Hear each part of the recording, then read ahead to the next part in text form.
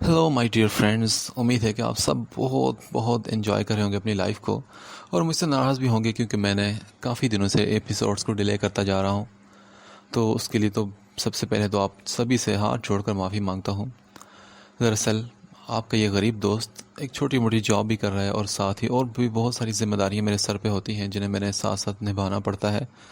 تو چلیں، باتیں تو ہوتی رہتی ہیں، شروع کرتے ہیں آج کے نئے ایپیسوڈ کو. تو دوستو، کہانی کا آغاز وہیں سے کرتے ہیں جہاں سے ہم نے چھوڑا تھا. ہاں، بالکل وہیں پہ جہاں پہ زارون کے دوست ڈاکٹر احمد ایک عیاشی والے اڈے پر جاتے ہیں، اور وہاں پہ ان کی ملاقات نور سے ہو جاتی ہے.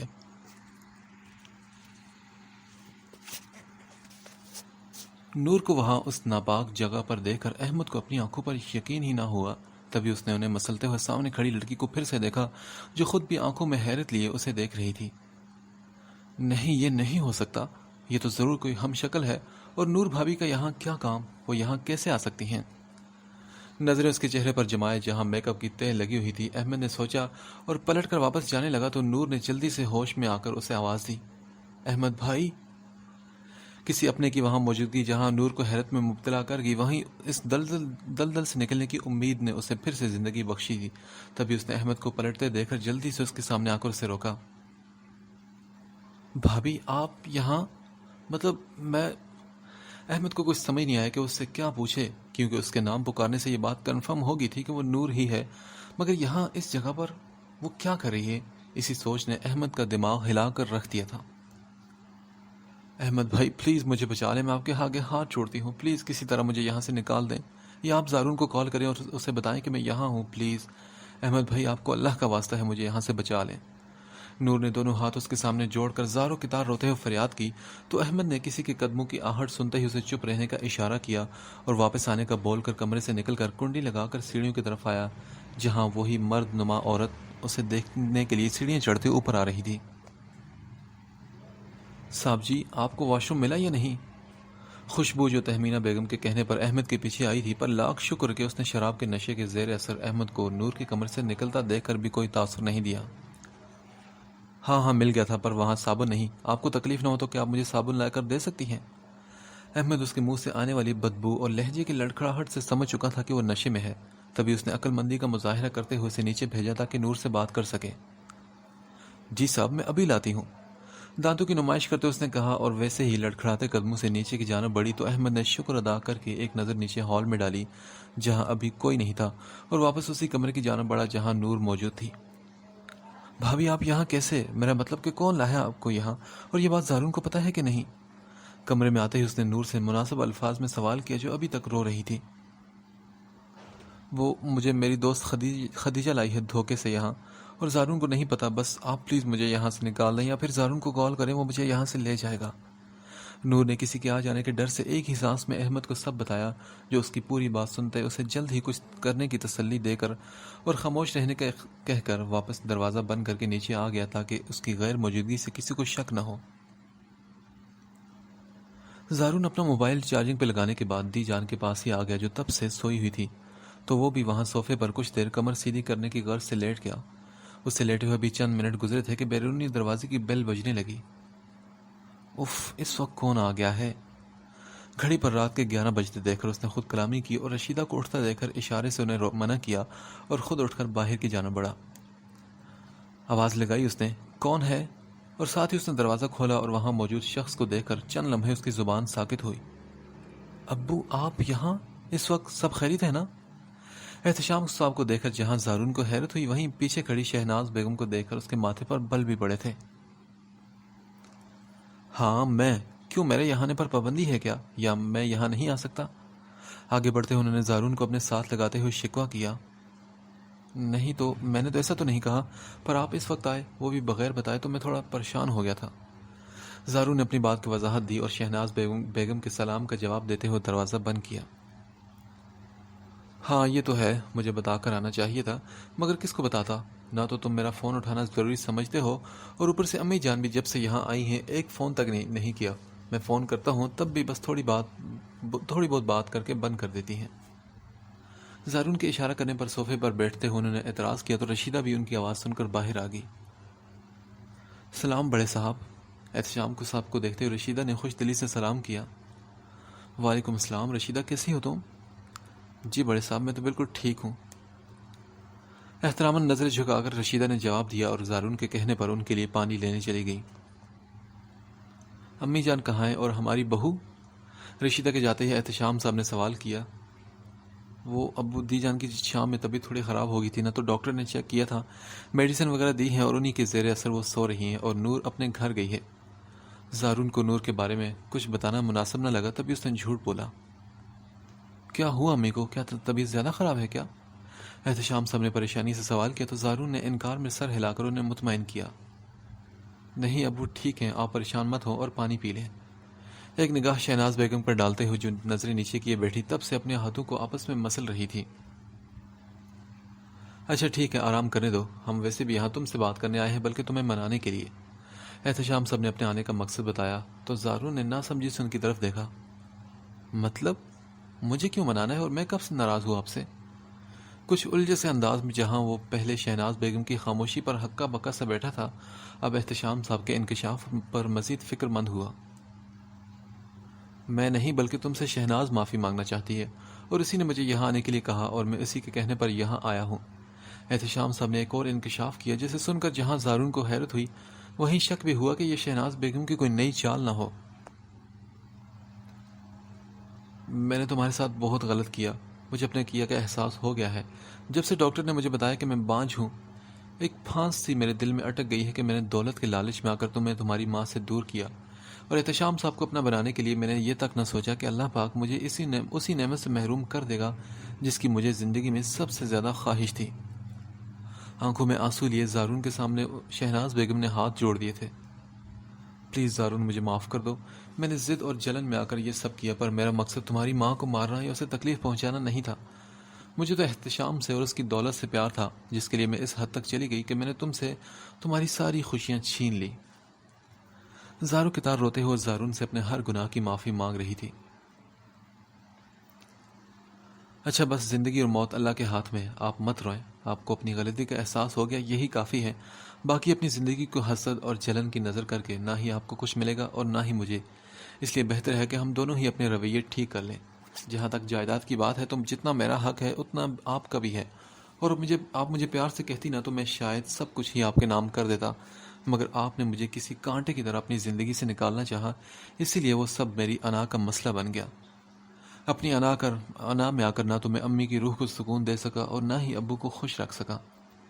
غلطی ہر انسان سے ہوتی ہے اور آپ دونوں سے بھی ہوئی، جس کی وجہ سے میری ماں کی جان چلی گئی، اور یہ بات اتنی بڑی تھی کہ میں وقتی طور پر سنبھل نہ پایا، پر اب مجھے سمجھ آ گئی ہے کہ موت کے صرف وجوہات اور اسباب پیدا ہوتے ہیں تاکہ ہم انسان یہ نہ کہہ سکیں کہ ایسا نہ ہوتا تو وہ نہ مرتے، یا اس وجہ سے اس انسان کو موت آئی، پر ہم یہ بھول جاتے ہیں کہ موت کا وقت تو طے ہے، اور وہ اپنے مقررہ وقت پر ہر انسان کو ضرور آنی ہے۔ امی کی موت کا وقت بھی طے تھا، اور اس میں آپ کا یا ابو کا کوئی قصور نہیں۔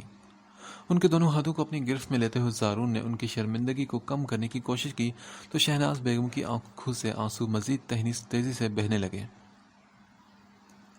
میں تمہارا یہ احسان زندگی بھر نہیں بھولوں گی زارون۔ آنکھوں میں ندامت کی جگہ خوشی کے آنسو لیے انہوں نے زارون کو اپنے ساتھ لگایا تو اس نے بھی اپنے اتنے اہم رشتوں میں سے تمام گلے شکوے پل بھر میں دور کر دیے۔ یار اب تم ماں بیٹا ہی لگے رہو گے یا مجھے بھی موقع دو گے؟ احتشام صاحب نے اللہ کا شکر ادا کیا کہ زارون کے دل سے بھی نفرت ختم ہوئی اور نرم گوشہ پیدا ہوا۔ ان کو فخر ہوا کہ ان کے بیٹے نے آج ان کی لاج رکھ لی تھی۔ لیں دے دیا آپ کو بھی موقع۔ زارون نے نم آنکھوں سے مسکراتے ہوئے احتشام صاحب کے سینے پر سر رکھا تو آج اتنے عرصے بعد بیٹے کا پیار بھرا لمس ان کے اندر تک کو سرشار کر گیا تھا۔ کہاں رہ گئے تھے یار، تم اتنی دیر لگا کر آئے ہو؟ سہیل نے احمد کو آتا دیکھ کر پوچھا۔ ابے کہیں نہیں یار، تم پروگرام انجوائے کرو، میں بس ایک کال کر کے آتا ہوں۔ احمد نے چاروں طرف نظر دوڑاتے ہوئے کسی کو بھی اپنی طرف متوجہ نہ پا کر کہا، اور سہیل کے روکنے کے باوجود بھی ان کے قدر خاموش خزے کی جانب بڑھا تھا۔ تہمینہ بیگم نے احمد کو جاتے ہوئے دیکھ لیا اور تبھی وہ اپنے مہمانوں سے فارغ ہو کر سہیل کی جانب آ کر بولی، لگتا ہے کہ آپ کے دوست ناراض ہو گئے ہیں ہم سے۔ نہیں ایسی کوئی بات نہیں، اسے کوئی ضروری کال کرنی تھی اس لیے گیا ہے، ابھی آ جائے گا۔ سہیل نے اس کے نام مناسب سے لباس میں سے نمایاں ہوتے جسم پر نظر ڈالتے ہوئے ایک جاندار سی مسکراہٹ سجا کر بتایا، ٹھیک ہے وہ آ جائیں گے، مگر آپ تو آئے نا، یہاں اکیلے بیٹھ کر محفل کا کیا مزہ؟ ایک ادا سے کہتے اس نے سہیل کو کالر سے پکڑا اور لان کے اس حصے میں لے گئی جہاں اس وقت محفل اپنے عروج پر تھی اور بہت سی حسینائیں اپنے حسن کے جلوے بکھیرتے ہوئے حاضرین کا دل جیتنے میں مصروف تھیں۔ حاشر سارا کو لے کر گھر پہنچا تو فریحہ بیگم، جنہیں حاشر پہلے ہی فون پر سارا کے ٹھیک ہونے اور گھر آنے کے بارے میں بتا چکا تھا، انہی کے انتظار میں لان میں ٹہل رہی تھی۔ میری بیٹی، میری جان، تم ٹھیک تو ہو نا؟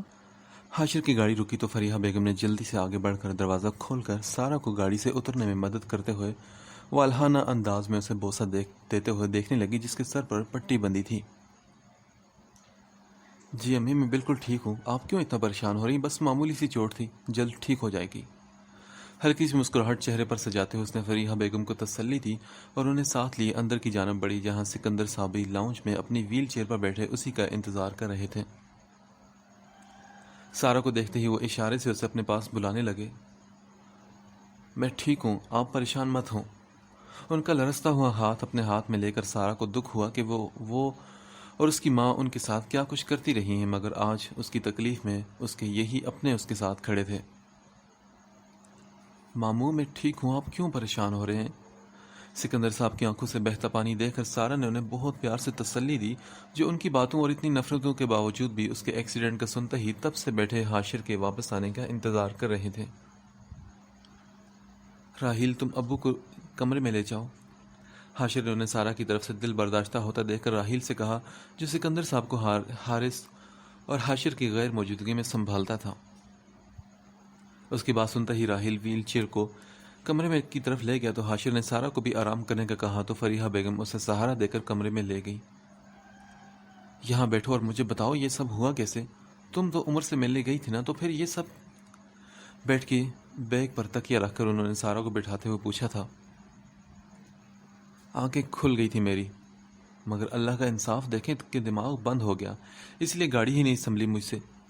سارا نے آنکھوں میں نمی لیے کہا تو فریحہ بیگم نے اتنی گہری بات پر بیٹی کے چہرے کی جانب دیکھا جہاں آج پہلی والی سارا کا کوئی عکس نہیں تھا۔ مطلب کیسا انصاف؟ ناچ سمجھی سے کہتے اس کے قریب ہی بیٹھ گئی تھی۔ وہی امی جو سب ہم ماموں اور حارث اور حاشر کے ساتھ کرنے والے تھے نا، عمر بھی یہی سب کچھ کرنے کا ارادہ کیے بیٹھا تھا۔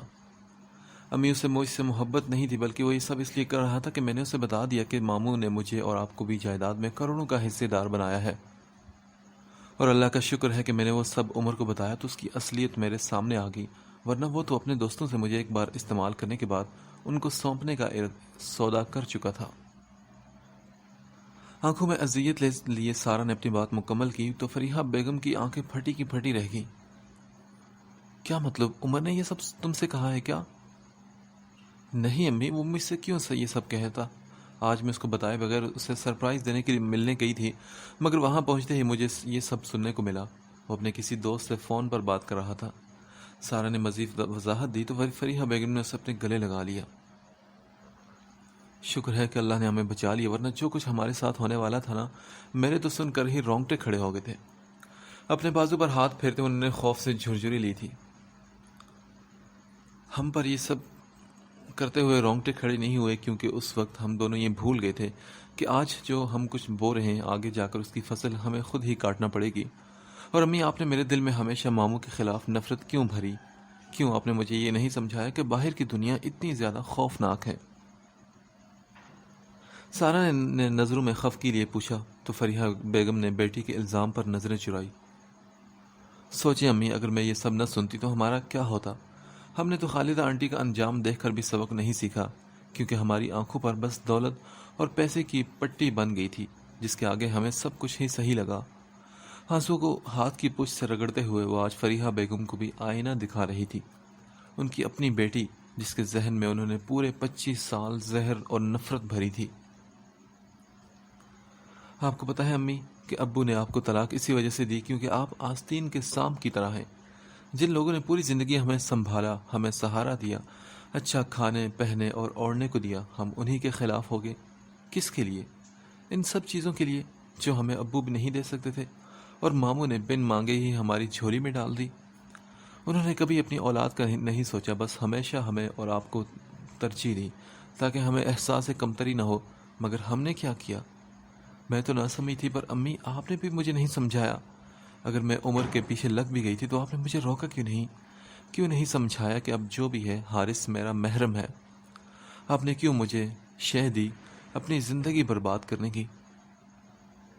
سارا نے تڑپتے ہوئے ماں سے وہ تمام سوال کر ڈالے جن کا ان کے پاس کوئی جواب نہیں تھا۔ آپ سوچیں امی کہ ابھی تو ہمارے پاس ماموں تھے جنہوں نے ہمیں سنبھال لیا، مگر آگے ہمارے پاس کون ہوگا؟ اس دولت کے سہارے ہم کب تک زندگی گزار لیں گے جب ہمارے پاس کوئی رشتہ ہی نہیں بچے گا؟ اپنے دل کی ساری بھڑاس نکالتے ہوئے وہ فریحہ بیگم کو پریشان چھوڑ کر بیڈ کا سہارا لے کر اٹھی اور دروازہ کھول کر باہر نکل گئی۔ تبھی فریحہ بیگم کو اپنے ہسبینڈ کی یاد آئی۔ میں بری بیوی تو تھی ہی کاشف، آج بری ماں بھی بن گئی۔ آنکھوں سے گرتے کتار در کتار آنسو ان کی شرمندگی کی علامت تھے، جو پوری زندگی چاہنے کے باوجود بھی اب کم نہیں ہو سکتے تھے۔ اف، یہ زارون فون کیوں نہیں اٹھا رہا؟ احمد پچھلے آدھے گھنٹے سے مسلسل اسے فون کر رہا تھا، جس کا موبائل کمرے میں موجود چارجنگ پر لگا تھا، اور وہ خود دی جان کے اٹھ جانے کی وجہ سے احتشام صاحب اور شہناز بیگم کے ساتھ ہی ان کے کمرے میں موجود تھا۔ یا اللہ، پتہ نہیں کہاں ہے یہ، میں گھر کے نمبر پر فون کرتا ہوں۔ ایک نظر چاروں طرف دیکھتے اس نے زارون کے اپارٹمنٹ کا نمبر ملایا، جو دوسری بیل پر رشیدہ نے اٹھا لیا۔ ہیلو، کون؟ دیکھیے میں احمد بات کر رہا ہوں، میری زارون سے فوراً بات کروا دیں۔ رشیدہ نے پوچھا تو احمد نے سلام دعا کی بغیر ہی اسے کہا، جی ٹھیک ہے، میں بلاتی ہوں۔ کریڈل پر فون رکھتے ہوئے دی جان کے کمرے کی جانب بڑی تھی۔ چھوٹے صاحب، کسی احمد صاحب کا فون ہے۔ زارون، جو نور کی غیر موجودگی کے متعلق احتشام صاحب کو سب سچ بتا رہا تھا، احمد کا نام سنتے ہی اس نے گھڑی کی طرف دیکھا۔ رات کے 2 بجتے دیکھ کر اس نے خود کلامی کی، احمد اس وقت؟ پھر وہ فوراً اٹھ کر باہر آتے اس نے آ کر فون اٹھایا۔ ہیلو احمد؟ ہاں زارون، پلیز اس وقت سوال جواب کا کوئی وقت نہیں، میں تمہیں موبائل پر ایک پتہ سینڈ کر رہا ہوں، جلد از جلد اس پر پہنچ جاؤ اور اکیلے مت آنا، اپنے گارڈز کو ساتھ لے کر آنا۔ احمد نے چاروں طرف نظر رکھتے ہوئے رازداری سے کہا، جو دوسری طرف حیرت سے ایک بار پھر سے گھڑی کی طرف دیکھنے لگا۔ ہوا کیا ہے یار، کوئی لڑائی ہوگی ہے کیا تمہاری؟ نہیں یار، بس تم سمجھو کہ تمہاری زندگی اور عزت دونوں خطرے میں ہیں، پلیز جتنا جلدی ممکن ہو پہنچ جاؤ۔ احمد نے تہمینہ بیگم کو اپنی طرف ہاتھ دے کر جلدی سے فون بند کیا۔ ارے صاحب، ہم کب سے آپ کا ویٹ کر رہے ہیں اور آپ ہیں کہ جب سے آئے ہیں فون پر ہی لگے ہیں۔ تہمینہ بیگم اس کے قریب آ کر شکوہ کرتے ہوئے بولی تو احمد نے اپنی پیشانی پر آتی پسینے کی ننھی بوندوں کو نامحسوس طریقے سے صاف کر کے ایک مسکراہٹ اچھالی۔ بس ڈاکٹر ہے نا، اوپر سے شادی شدہ، تو سوچ کام کرنے پڑ جاتے ہیں۔ احمد نے ہوشیاری سے تہمینہ بیگم کی جانچتی نظروں سے نظر ملاتے ہوئے جواب دیا تو اس نے ایک زوردار کہکہا لگایا اور احمد کو اپنے ساتھ لان کے دوسرے حصے میں لے گئی، جہاں اب سہیل نشے میں بالکل مست ہو چکا تھا اور ایک لڑکی کے ساتھ ڈانس کرنے میں مصروف۔ احمد کو دیکھ کر وہ اسے بھی بلانے لگا تو اس نے تہمینہ بیگم کی نظر سے بچا کر زارون کو وہاں کا پتہ سینڈ کیا اور ساتھ ہی نور کے وہاں ہونے کے بارے میں بتایا۔ میسج پڑھتے ہی زارون کی جان میں جان آئی۔ اس نے جلدی سے احتشام صاحب کو سب بتایا اور انہیں گھر روک کر سب کا دھیان رکھنے کا کہہ کر احمد کی بتائی ہوئی جگہ کی طرف روانہ ہو گیا اور اپنے گارڈز کو بھی فون کر کے وہاں جلد از جلد پہنچنے کا کہا۔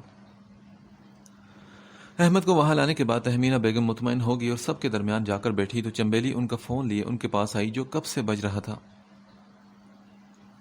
باجی، زین صاحب کا فون آ رہا ہے آپ کو، رازداری سے اس کے کان میں کہتے ہوئے چمبیلی نے اسے آگاہ کیا، جو چند سیکنڈ پہلے ہی شبنم کو نور کو لینے کے لیے بھیج چکی تھی۔ اف، اس کمبخت کو اس وقت میری یاد کیسے آ گئی؟ منہ میں پان چباتے اس نے خود کلامی کی اور شور کی وجہ سے ایک سائٹ پر ہو کر کال ریسیو کی۔ ہیلو، کہاں مار گئی تھی تم؟ میں کب سے تمہیں کال کر رہا ہوں۔ اس کا ہیلو کہتے ہی زین نے غصے سے چلاتے ہوئے کہا، صاحب آپ تو جانتے ہیں نا کہ یہ وقت ہماری روزی روٹی کا ہوتا ہے، بس اسی لیے فون اٹھانے میں دیر ہوگی۔ تہمینہ بیگم نے اندر کی جانب بڑھتے ہوئے جواب دیا اور اسے مزید وضاحتیں دینے لگی۔ اچھا زیادہ بک بک مت کرو اور نور کو تیار کرو، میں آ رہا ہوں، کچھ دیر میں پہنچ جاؤں گا۔ زین نے اس کی مسلسل چلتی زبان سے تنگ آ کر مطلب کی بات کی اور ایک دو مزید ہدایات دیتے ہوئے کال کٹ کر دی۔ اف، اس منحوس کو بھی آج ہی یاد آنی تھی میری۔ سیڑھی سے اوپر کی جانب جاتے ہوئے اس نے زین کو گالی دی، جس نے اس کے سارے پلان پر پانی پھیر دیا تھا۔ زین کا فون سنتے ہی تہمینہ بیگم سیڑھیاں چڑھ کر اوپر آ گئی تاکہ شبنم کو نور کے نیچے لانے سے منع کر سکیں۔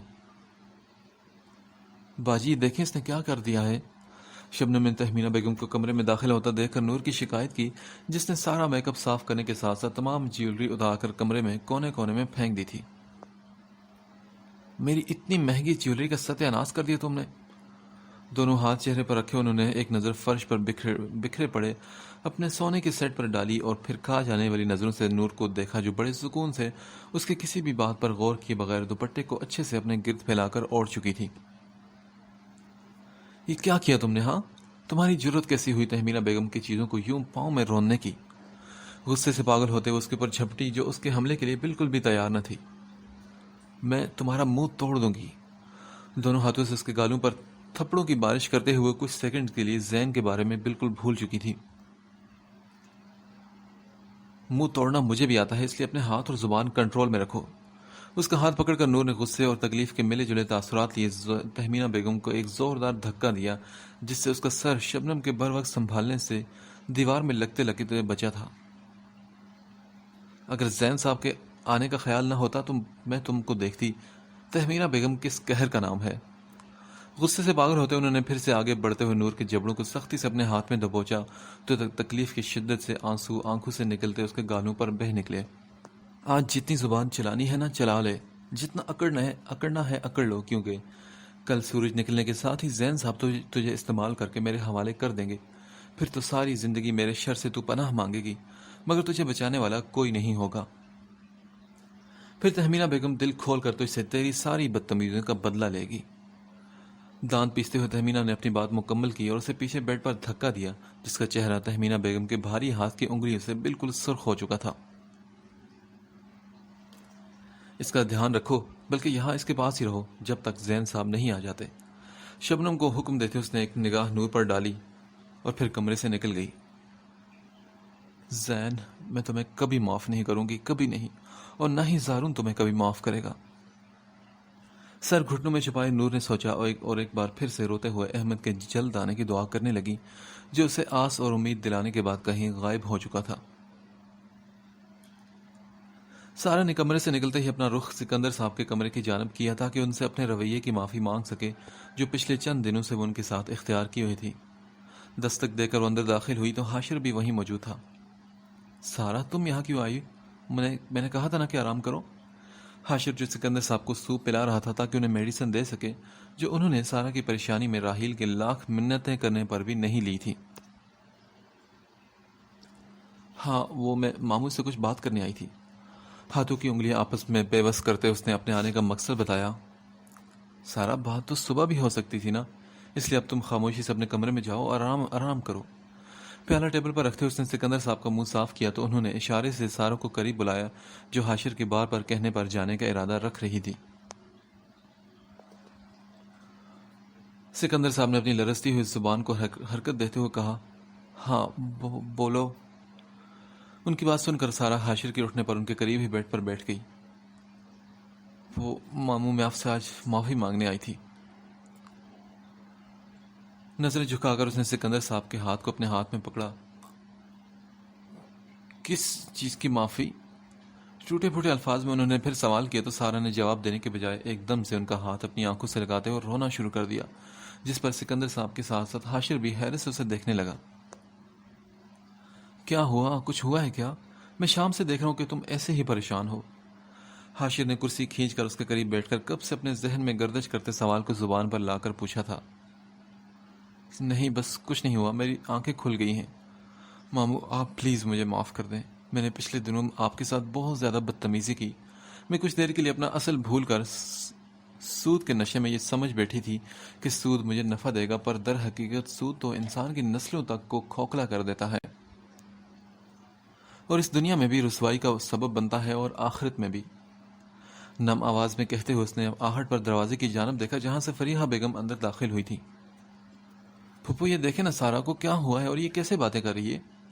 حاشر جو تمام باتوں سے انجان تھا، اس نے فریحہ بیگم کی روئی ہوئی سرخ آنکھوں کو دیکھ کر سوال کیا۔ سارا بالکل ٹھیک کہہ رہی ہے حاشر، میں نے آج تک اسے اپنوں کے بجائے پرائے لوگوں کی اہمیت دینا سکھایا، اسے یہ بتایا کہ رشتے کچھ نہیں ہوتے، صرف دولت ہی سب کچھ ہے، کیونکہ اپنی زندگی کے ایک تلخ تجربے سے مجھے احساس ہوا کہ رشتوں کو جتنی مرضی اہمیت دے لو پر وہ کبھی بھی آپ کے نہیں بنتے۔ جیسے کاشف نے طلاق دیتے ہوئے ایک بار بھی میرے یا سارا کے بارے میں نہیں سوچا۔ اس کے سر پر نئی بیوی کی دولت کا ایسا نشہ چڑھا تھا کہ اس نے میری 7 سال کی محنت کو یوں خاک میں ملا دیا جیسے وہ 7 سال کچھ تھے ہی نہیں بلکہ کچھ پل ہوں۔ تبھی میں نے فیصلہ کر لیا تھا کہ بس مجھے دولت چاہیے تاکہ میں اور میری بیٹی کبھی بھی کسی رشتے کی محتاج نہ ہو۔ پر میں یہ بھول گئی تھی کہ اس دولت کے چکر میں ہی وہ سب میں بھی وہی دہرا رہی ہوں جو کاشف نے کیا تھا۔ اس نے میری زندگی برباد کی اور میں اب اپنے ہاتھوں سے اپنی بیٹی کی زندگی برباد کرنے چلی تھی۔ میں اپنے ساتھ کیے جانے والے ظلم کا بدلہ اپنی ہی بیٹی سے چکانے کی سوچ میں لگی تھی، اور میں یہ تک فراموش کر گئی تھی کہ نقصان پھر بھی میرا ہی ہوگا۔ ایک گہری سانس لے کر وہ سکندر صاحب کے پاؤں کے قریب بیٹھ گئی جو حیرت سے کبھی سارا اور کبھی فریحہ بیگم کو دیکھ رہے تھے۔ بھائی صاحب مجھے معاف کر دیں، میں نے آپ کو بھی سب جیسا سمجھا، حالانکہ آپ نے ساری زندگی سارا کو اپنے بچوں پر بھی زیادہ فوقیت دی، مجھے گھر کا سربراہ بنایا اور کبھی بھی یہ احساس نہیں ہونے دیا کہ میں یا سارا آپ پر بوجھ ہیں۔ آنکھوں میں آنسو لیے انہوں نے اپنے ہاتھ سکندر صاحب کے پاؤں پر رکھے تو انہوں نے جلدی سے انکار میں سر ہلایا۔ پھوپھو کیوں کر رہی ہیں آپ یہ سب؟ پلیز ایسا مت کریں، اور اگر ابو نے آپ کا خیال کیا تو یہ ان کا فرض تھا، وہ بھائی ہیں آپ کے، اور آپ نے بھی تو ساری زندگی ہمیں سنبھالا نا، کبھی ماں کی کمی نہیں ہونے دی، اس لیے پلیز آپ ایسا کر کے ہمیں شرمندہ مت کریں۔ حاشر نے ان کے دونوں ہاتھ ہٹائے تو فریحہ بیگم اس کے ساتھ لگتے ہوئے پھوٹ پھوٹ کر روتے ہوئے اپنے تمام برے رویوں کی معافی مانگنے لگی۔ کوئی بات نہیں پھوپھو، آپ پلیز پریشان مت ہوں اور چپ کر جائیں، دیکھیں ابو بھی فکر مند ہو رہے ہیں۔ حاشر نے انہیں خود سے الگ کر کے سکندر صاحب کی جانب متوجہ کرایا جو اشارے سے انہیں اپنے پاس بلا رہے تھے۔ مجھے معاف کر دیں بھائی صاحب، اگر امی ابو ہوتے تو شاید مجھے اور سارا کو اتنی سہولت اور اتنا پیار نہ دیتے جتنا آپ نے دیا۔ ان کے سینے پر سر رکھتے ہوئے آج جلن اور حسد سے ہٹ کر انہوں نے لہجے میں بہنوں والا مان سموتے ہوئے کہا تو سکندر صاحب نے آنکھوں میں نمی لیے اپنا ہاتھ اٹھا کر ان کے سر پر رکھا اور سارا کو بھی اشارے سے اپنے پاس بلایا جو تب سے روئی جا رہی تھی۔ پلیز ماموں ہمیں معاف کر دیں، سارا نے دوسری سائڈ پر جاتے ہوئے اپنا سر ان کے سینے پر رکھتے ہوئے کہا تو سکندر صاحب نے آنکھوں میں نمی لیے حاشر کو دیکھا جو منہ بنا دے خود ہی ان کے پاس آ چکا تھا، جو اب اپنے ٹوٹے پھوٹے الفاظ میں سارا کو تسلیاں دے رہے تھے۔ تہمینہ بیگم نے نیچے آتے ہی پروگرام کی وجہ سے زین کو کال کرتے ہوئے پچھلے دروازے سے اندر آنے کا کہا جو وہاں پہنچ چکا تھا۔ ٹھیک ہے میں بس پہنچ گیا ہوں، بس تم دھیان رکھنا کہ اوپر کوئی نہ آئے۔ اس کی بات سنتے ہی زین نے اپنی گاڑی پچھلے دروازے سے اندر لا کر گیراج میں کھڑی کی۔ جی صاحب آپ بے فکر ہو کر اپنا کام کریں، کوئی نہیں آئے گا۔ شہرے کو اشارے سے اپنے قریب بلا کر اس نے زین کو تسلی دی اور اسے اندر داخل ہوتا دیکھ کر موبائل کان سے ہٹایا۔ زہ نصیب، شکر ہے زین صاحب کہ آپ کی شکل دیکھنے کو ملی، دانتوں کی نمائش کرتے ہوئے اس نے ایک ادا سے اس کے سامنے آتے کہا جو اپنے دھیان میں اندر آ رہا تھا۔ ہاں پر مجھے تمہاری شکل میں کوئی دلچسپی نہیں، اس لیے میرا وقت ضائع کرنے کے بجائے جو کہا ہے وہ کرو۔ چند ہزار کے نوٹ اس کے سامنے کرتے ہوئے زین نے غصے سے کہا صاحب جی آپ تو ناراض ہی ہوگے، میں تو بس یوں ہی۔ اپنی بے عزتی پر لال ہوتے ہوئے تہمینہ بیگم نے وضاحت دی بس میں نے کہا نا میرا وقت ضائع مت کرو، اور کہاں ہے نور، جلدی کرو۔ اسے مزید کچھ بولنے کے لیے منہ کھولتا دیکھ کر اس نے ٹوکا اور مطلب کی بات پر آتے ہوئے سوال کیا جی وہ اوپر ہی ہے، شیرے صاحب کو اوپر اس لڑکی کے پاس، نئی لڑکی کے پاس چھوڑ آؤ۔ بد مزہ ہوتے اس نے شیرے سے کہا جو سر ہلا کر زین کو گھر کے قدرے ویران حصے کی جانب لے جانے لگا۔ نور کے رونے کا تسلسل شبنم کی آواز پر ٹوٹا جو اسے زین کے آنے کا بتا کر کمرے سے باہر نکل چکی تھی۔ میں اسے زندہ نہیں چھوڑوں گی، اس نے میری زندگی برباد کی، میں اسے جان سے مار دوں گی۔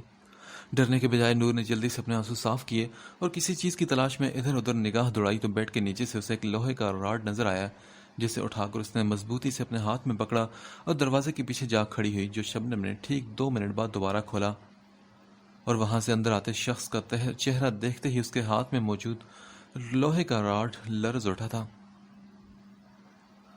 کہاں ہو سویٹ ہارٹ؟ ایک نظر خالی کمرے میں ڈالتے ہوئے مڑا تو نور کو دروازے کے پیچھے گم سم سا حیرت سے منہ کھولے اپنی طرف متوجہ پایا تھا۔ اوہ تو تم یہاں ہو، اور یہ راڈ مجھے لگتا ہے کہ مجھے مارنے کے ارادہ کے لیے اٹھائی تم نے، ہے نا؟ آنکھوں میں کسی بھی قسم کی شرمندگی کا تاثر لائے بغیر اس نے راڈ کو پکڑ کر دور پھینکا تھا۔ تمہیں کیا لگا تھا تم اتنی آسانی سے مجھ سے بچ پاؤ گی؟ زین تمہیں اتنی آسانی سے اپنی زندگی سے جانے دے گا؟ قدم آگے بڑھاتے اس نے نور کو 4 قدم پیچھے ہونے پر مجبور کیا نہیں، تم زین نہیں ہو تم۔ اس سے پہلے تو کہ نور مزید کچھ بولتی، اس نے آگے بڑھتے ہوئے اس کے ہونٹوں پر اپنا ہاتھ رکھ دیا۔ نہ بیبی، آج کوئی بات نہیں، آج صرف تم اور میں اور یہ رات۔ اپنا چہرہ اس کے چہرے کے قریب کرتے ہوئے اس نے اپنی بات مکمل کر کے اس پر جھکنا چاہا، مگر اس سے پہلے ہی نور نے اپنے دونوں ہاتھ اس کے سینے پر رکھ کر اسے پیچھے کی جانب دھکیلا تھا۔ میرے قریب مت آنا ورنہ میں منہ توڑ دوں گی تمہارا۔ دروازے کی جانب بڑھتے اس نے اسے کھولتے ہوئے باہر نکلنا چاہا، مگر اس سے پہلے ہی زین نے آگے بڑھ کر نور کو بازو سے پکڑ کر بیڈ پر دھکا دیا اور دروازہ لاک کرتے ہوئے زمین سے لوہے کا راڈ اٹھا کر اس کی جانب بڑھا، جس کی آنکھوں میں اب وحشت آ چکی تھی۔ میں نے کہا نا مجھ سے دور رہو، نور نے اس راڈ کو ڈرتے ہوئے دیکھ کر کہا تھا۔ نہیں میری جان، آج یہ ناممکن سی بات ہے، کیونکہ میں اس رات کے لیے پہلے ہی کافی انتظار کر چکا ہوں۔ زین نے آنکھوں میں سرخی لیا، اس کا پاؤں پکڑے اپنی جانب کھینچا تو دوپٹہ اس کے ہاتھ سے چھوٹتے ہوئے بے ترتیب ہوا اور ایک چیخ اس کے منہ سے نکلی، جسے زین نے اس کے منہ پر ہاتھ رکھ کر روک دیا۔ ابے یار، یہ زارون پتہ نہیں کہاں رہ گیا ہے۔ احمد نے سہیل کو سہارا دے کر گاڑی کی پچھلی سیٹ پر لٹایا، جو نشے میں بالکل مدہوش ہو چکا تھا۔ کہا بھی تھا اسے کہ جلدی آنا، مگر ابھی تک نہیں آیا۔ دروازہ بند کرتے ہوئے اس نے اپنا موبائل نکال کر زارون کا نمبر پھر سے ڈائل کیا تھا۔ یار کہاں ہو تم؟ میں نے کہا تھا نا جلدی پہنچ جانا۔ دوسری طرف ہیلو کی آواز سنتے ہی احمد شروع ہو چکا تھا۔ بس میں پہنچ گیا یار۔ اس کے قریب کار کو بریک لگاتے ہوئے زارون نے موبائل ڈیش بورڈ پر پھینکا اور اپنی گن نکال کر باہر آیا۔ نور کہاں ہے احمد؟ زارون نے اترتے ہوئے پوچھا تو احمد نے اپنے پیچھے موجود کوٹھی کی جانب اشارہ کیا، جو کہیں سے بھی کسی شریف گھرانے کی رہائشی نہیں لگ رہی تھی۔ کون سی جگہ ہے یہ؟ زارون نے اندر کی جانب بڑھتے ہوئے سوال کیا، مگر احمد کے جواب دینے سے پہلے ہی وہاں موجود لوگ اور عورتیں اس کی بات کا جواب دے گئیں اسے۔ زارون نے رک کر احمد کی جانب دیکھتے ہوئے پوچھا، کیا نور یہاں پر ہے؟ ہاں، وہاں اوپر۔ احمد نے یہ کہہ کر شرمندگی سے سر جھکایا تو زارون کی آنکھوں میں خون اترنے لگا۔ اس نے احمد کو اشارے سے چلنے کا کہا تو وہ سر جھکائے جلدی سے اندر کی جانب بڑھا اور تہمینہ بیگم بھی ان کو اندر کی جانب جاتا دیکھ کر اپنے بندوں کو لیے ان کے پیچھے لپکی تھی۔ صاحب رکیں، وہاں پروگرام چل رہا ہے اور اندر آپ نہیں جا سکتے، یہ ہمارا گھر کا حصہ ہے، یہاں کوئی بھی میری اجازت کے بغیر نہیں جا سکتا۔ احمد کو دیکھتے ہی وہ سمجھ گئی تھی کہ معاملہ اسی کا پھیلایا ہوا ہے، کیونکہ وہ جب سے نیچے آیا تھا تہمینہ کو وہ کچھ بے چین سے لگا تھا۔ میرے راستے سے ہٹ جاؤ تم، زارون نے سختی لیے لہجے میں کہا۔ کیوں صاحب، میں کیوں ہٹوں؟ یہ میرا گھر ہے اور یہاں مرضی بھی صرف میری چلتی ہے۔ آنکھوں میں تکبر لیے تہمینہ بیگم بولی تو زارون نے گارڈز کو اشارہ کیا، جو تہمینہ بیگم اور اس کے بندوں کو قابو میں کرتے ہوئے ایک سائڈ پر لے گئے تو زارون احمد کے پیچھے اس حصے کی جانب بڑھا جہاں نور کو رکھا گیا تھا۔ وہ اس کمرے میں تھی۔ احمد نے اوپر آتے اشارہ کیا اور ساتھ ہی آگے بڑھتے ہوئے کنڈی کھولنے کے لیے ہاتھ بڑھایا تو دروازہ اندر سے بند تھا۔ احمد پیچھے ہٹو۔ زارون نے احمد کو مزید کسی بات کا موقع دیے بغیر دروازے کو ایک زوردار دھکا مارا تو وہ پرانے اور بوسیدہ ہونے کی وجہ سے فوراً کھل گیا۔ آلیان؟ سامنے موجود شخص کو دیکھ کر جہاں زارون کی زبان ساکت ہوئی، وہاں احمد نے اس کے پیچھے کمرے میں داخل ہوتے حیرت سے اس کا نام پکارا، جو ان دونوں کو وہاں دیکھ کر ہکا بکا سا رہ گیا تھا۔ تمہاری ہمت کیسے ہوئی یہ سب کرنے کی؟ ہاں؟ دوستی کا کوئی بھی لحاظ کیے بغیر زارون نے آگے بڑھ کر اسے گریبان سے پکڑا اور احمد نے بیڈ کے نیچے پڑا نور کا دوپٹہ اٹھا کر اس کو تھمایا، جسے اوڑھتے ہی اس نے اللہ کا شکر ادا کیا کہ آج احمد کی وجہ سے اس کی عزت بچ گئی۔ تمہاری ہمت کیسی ہوئی کمینے انسان میری نور کو چھونے کی؟ اسے گریبان سے پکڑ کر جھنجھوڑتے ہوئے زارون نے اسے پیچھے کی جانب دھکا دیا، جو ابھی تک سختی کسی کیفیت میں کھڑا ان دونوں کی وہاں آمد پر حیران تھا۔ تم نے مجھ پر ہاتھ ڈالا ہوتا آلیان تو شاید میں تمہیں معاف کر دیتا، مگر تم نے میرے دل پر وار کیا ہے، تم نے میری عزت پر ہاتھ ڈالا ہے، جس کے لیے میں تمہیں کبھی معاف نہیں کر سکتا۔ مگر تمہیں سزا دینے سے پہلے میں یہ بات ضرور جاننا چاہوں گا کہ تم نے یہ سب کیوں کیا؟ دوبارہ سے اس کا گریبان پکڑتے ہوئے زارون نے اپنے جبڑوں کو مضبوطی سے بند کرتے ہوئے گن نکال کر اس کے سر پر رکھی، جو ابھی بھی پھٹی ہوئی آنکھوں سے ان دونوں کو دیکھ رہا تھا۔ بولو کمینے انسان، کیوں تم اس حد تک گر گئے کہ تم نے دوستی جیسے پاکیزہ رشتے کو یوں اپنی ہوس کی نظر چڑھاتے ہوئے مجھ سے اتنی بڑی غداری کی؟ کیا کمی تھی میری دوستی میں جو تم اس حد تک جانے پر مجبور ہو گئے؟ کیا گناہ کیا تھا میں نے جس کی تم نے مجھے اتنی بڑی سزا دی؟ بولو آلیان، بولو، میں تمہارے جواب کو منتظر ہوں، اس سے پہلے کہ میرا دل پھٹ جائے۔ بولو کیوں کیا تم نے یہ سب؟ آنکھوں میں نمی لیے زارون نے ایک دکھ بھری نگاہ اپنے جان سے پیارے دوست پر ڈالی، جس کے لیے ان 10 سال میں اس نے کبھی کیا کچھ نہیں کیا تھا۔ زارون پلیز میری بات سنو، مجھے نہیں پتا تھا کہ بھابھی ایسا کیوں کر رہی ہیں، پر میں نے یہ سب ان کے کہنے پر کیا۔ عالیہ نے بڑی چلاکی کے ساتھ سارا الزام نور پر ڈالا، جو اب رونا بھول کر آنکھوں میں حیرت لیے اٹھی تھی۔ میں تو کب سے ان کو سمجھا رہا تھا، پر ان کی ایک ہی بس رٹ لگی تھی کہ تم سے بدلہ لینا ہے۔ انہوں نے ہی مجھے مجبور کیا کہ میں ان کے ساتھ ہوں۔ یہ بار بار مجھے دھمکیاں دے رہی تھی کہ اس سے پہلے کہ وہ مزید کچھ بولتا، نور نے ایک زوردار تھپڑ اس کے گال پر مارا۔ بے شرم جھوٹے انسان، اتنا کچھ کرنے کے بعد بھی تمہیں سکون نہیں ملا؟ شرمندہ ہونے کے بجائے تم الٹا مجھ پر الزام لگا رہے ہو۔ ٹھیک ہے، اگر یہ سب میں نے کیا ہے تو ثبوت دکھاؤ مجھے۔ آنکھوں میں انتقام کی آگ لیے نور نے ایک اور تھپڑ اس کے منہ پر مارا تو زارون نے آگے بڑھ کر اسے اپنے حصار میں لیا، جو غصے سے پاگل ہو رہی تھی۔ زارون، اس دن مجھے زخم دینے والا یہی شخص تھا۔ اسی نے تمہارے گھر میں گھس کر مجھے اتنی تکلیف دی، پر اس وقت اس کے چہرے پر ماسک پہنا ہوا تھا اور یہ اپنی گھناؤنی کرتوتوں کے ساتھ اپنی شکل بھی چھپائے ہوئے تھا۔ تبھی میں اسے پہچان نہیں پائی، پر آج میں اسے پہچان گئی۔ اس نے تمہارے ساتھ ساتھ مجھ سے بھی گیم کھیلا۔ 4 سال، پورے 4 سال اس نے مجھے اپنی دوستی کے شکنجے میں پھنسائے رکھا۔ آر جے زین کے نام سے اس نے میرا اعتبار جیتا، اور میں پاگل اپنے گھر کے ماحول میں اور ہر وقت کی لان تان سے تنگ اس شخص پر یقین کر بیٹھی۔ اس سے اپنے تمام دکھ شیئر کرنے لگی، کیونکہ اس وقت میرے گھر والوں نے مجھے اکیلا کر دیا تھا۔ میرے ابو، جنہوں نے آج تک مجھے قبول نہیں کیا تھا، بچپن سے لے کر آج تک اس بات کا تانا دیا کہ میں اپنی ماں کو نگل گئی۔ میری پھپھو، میرے بھائی، کسی نے بھی تو آج تک میرا مان نہیں رکھا تھا۔ تو ان سب سے ہٹ کر مجھے اس شخص سے اپنائیت ملی تو میں اس کی جانب کھینچی چلی گئی، یہ سوچے اور جانے بغیر کہ یہ کون ہے، کیسا ہے۔ میں نے تو کبھی اسے دیکھا تک نہیں تھا۔ مجھے تو خود آج پتا چلا کہ یہ شخص کوئی اور نہیں بلکہ تمہارا دوست ہے، جس پر میں نے اعتبار کیا۔ مجھے لگا تھا کہ یہ شخص مجھے کبھی بھی تکلیف نہیں دے گا، پر میں غلط تھی زارون۔ اس نے آج مجھے اس مقام پر لا کھڑا کر دیا کہ میں زندگی میں چاہ کر بھی کبھی خود کو معاف نہیں کر سکتی۔ عالیان کے بتانے سے پہلے ہی نور نے سب کچھ اپنی زبان سے زارون کو بتایا، جو اس انکشاف پر بس حیرت سے نور کو دیکھ رہا تھا، جو اب اپنا چہرہ دونوں ہاتھوں میں چھپا کر رونے لگی تھی۔ زارون یار، یہ سب جھوٹ بول رہی ہے، میں نے اسے کبھی کوئی بات نہیں کی۔ یہ مجھ پر الزام لگا رہی ہے اور مجھے پھنسانے کی سازشیں کر رہی ہے۔ ہر طرف سے اپنے آپ کو گھرا دے کر عالیہ نے جلدی سے وضاحت دی تو نور نے جہاں پوری آنکھیں کھولے حیرت سے اسے دیکھا، وہیں زارون نے اس کو ایک سائڈ پر کرتے ہوئے اپنا رخ عالیان کی جانب کیا۔ اب جھوٹ بولنے کا کوئی فائدہ نہیں عالیان، کیونکہ نور نے جو بات کی ہے اس کے بعد تم بھی جان گئے ہو کہ اب تمہاری کوئی بھی وضاحت کام نہیں آئے گی۔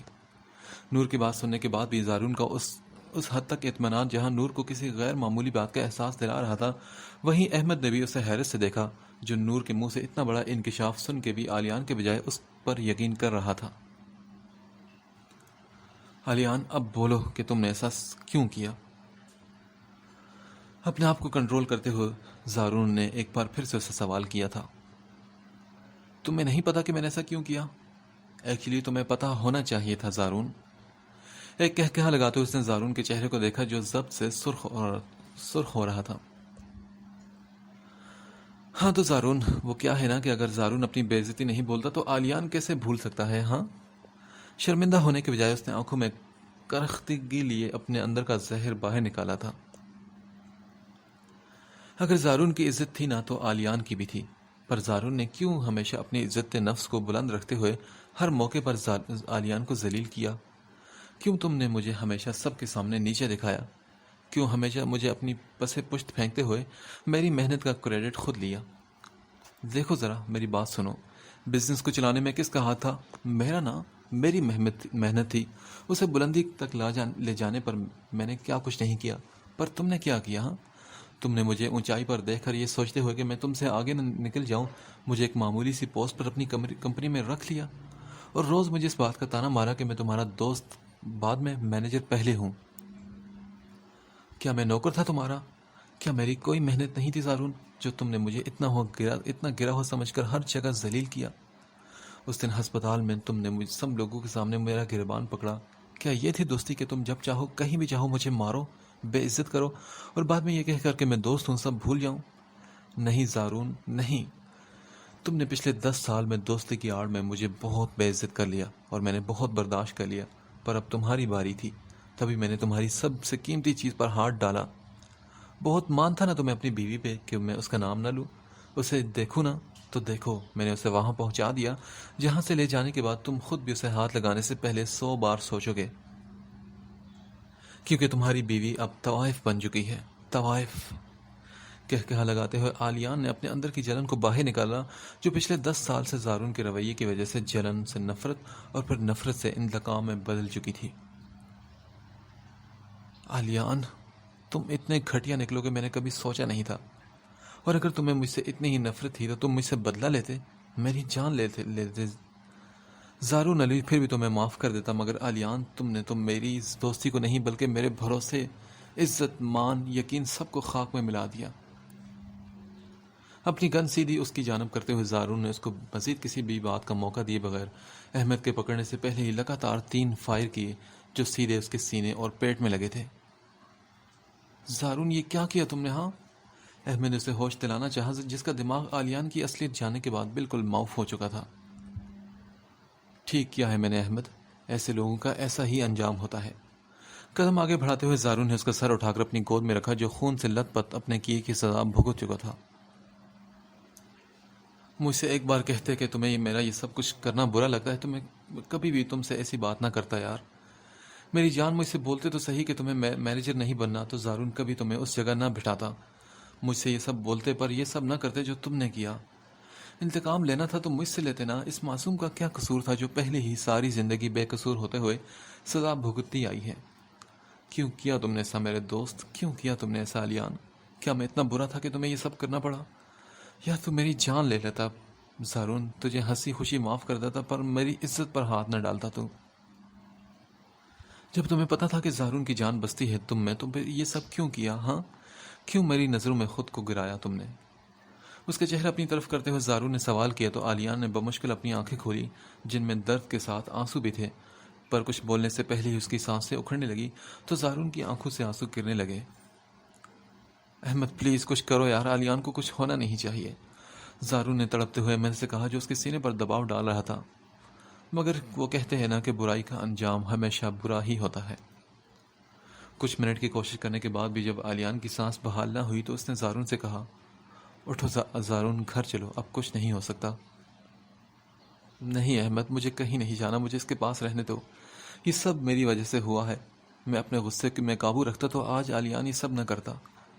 اس کے ٹھنڈے پڑتے جسم کو محسوس کرتے ہوئے وہ احمد کے بتانے سے پہلے ہی سمجھ چکا تھا کہ آلیان مر چکا ہے.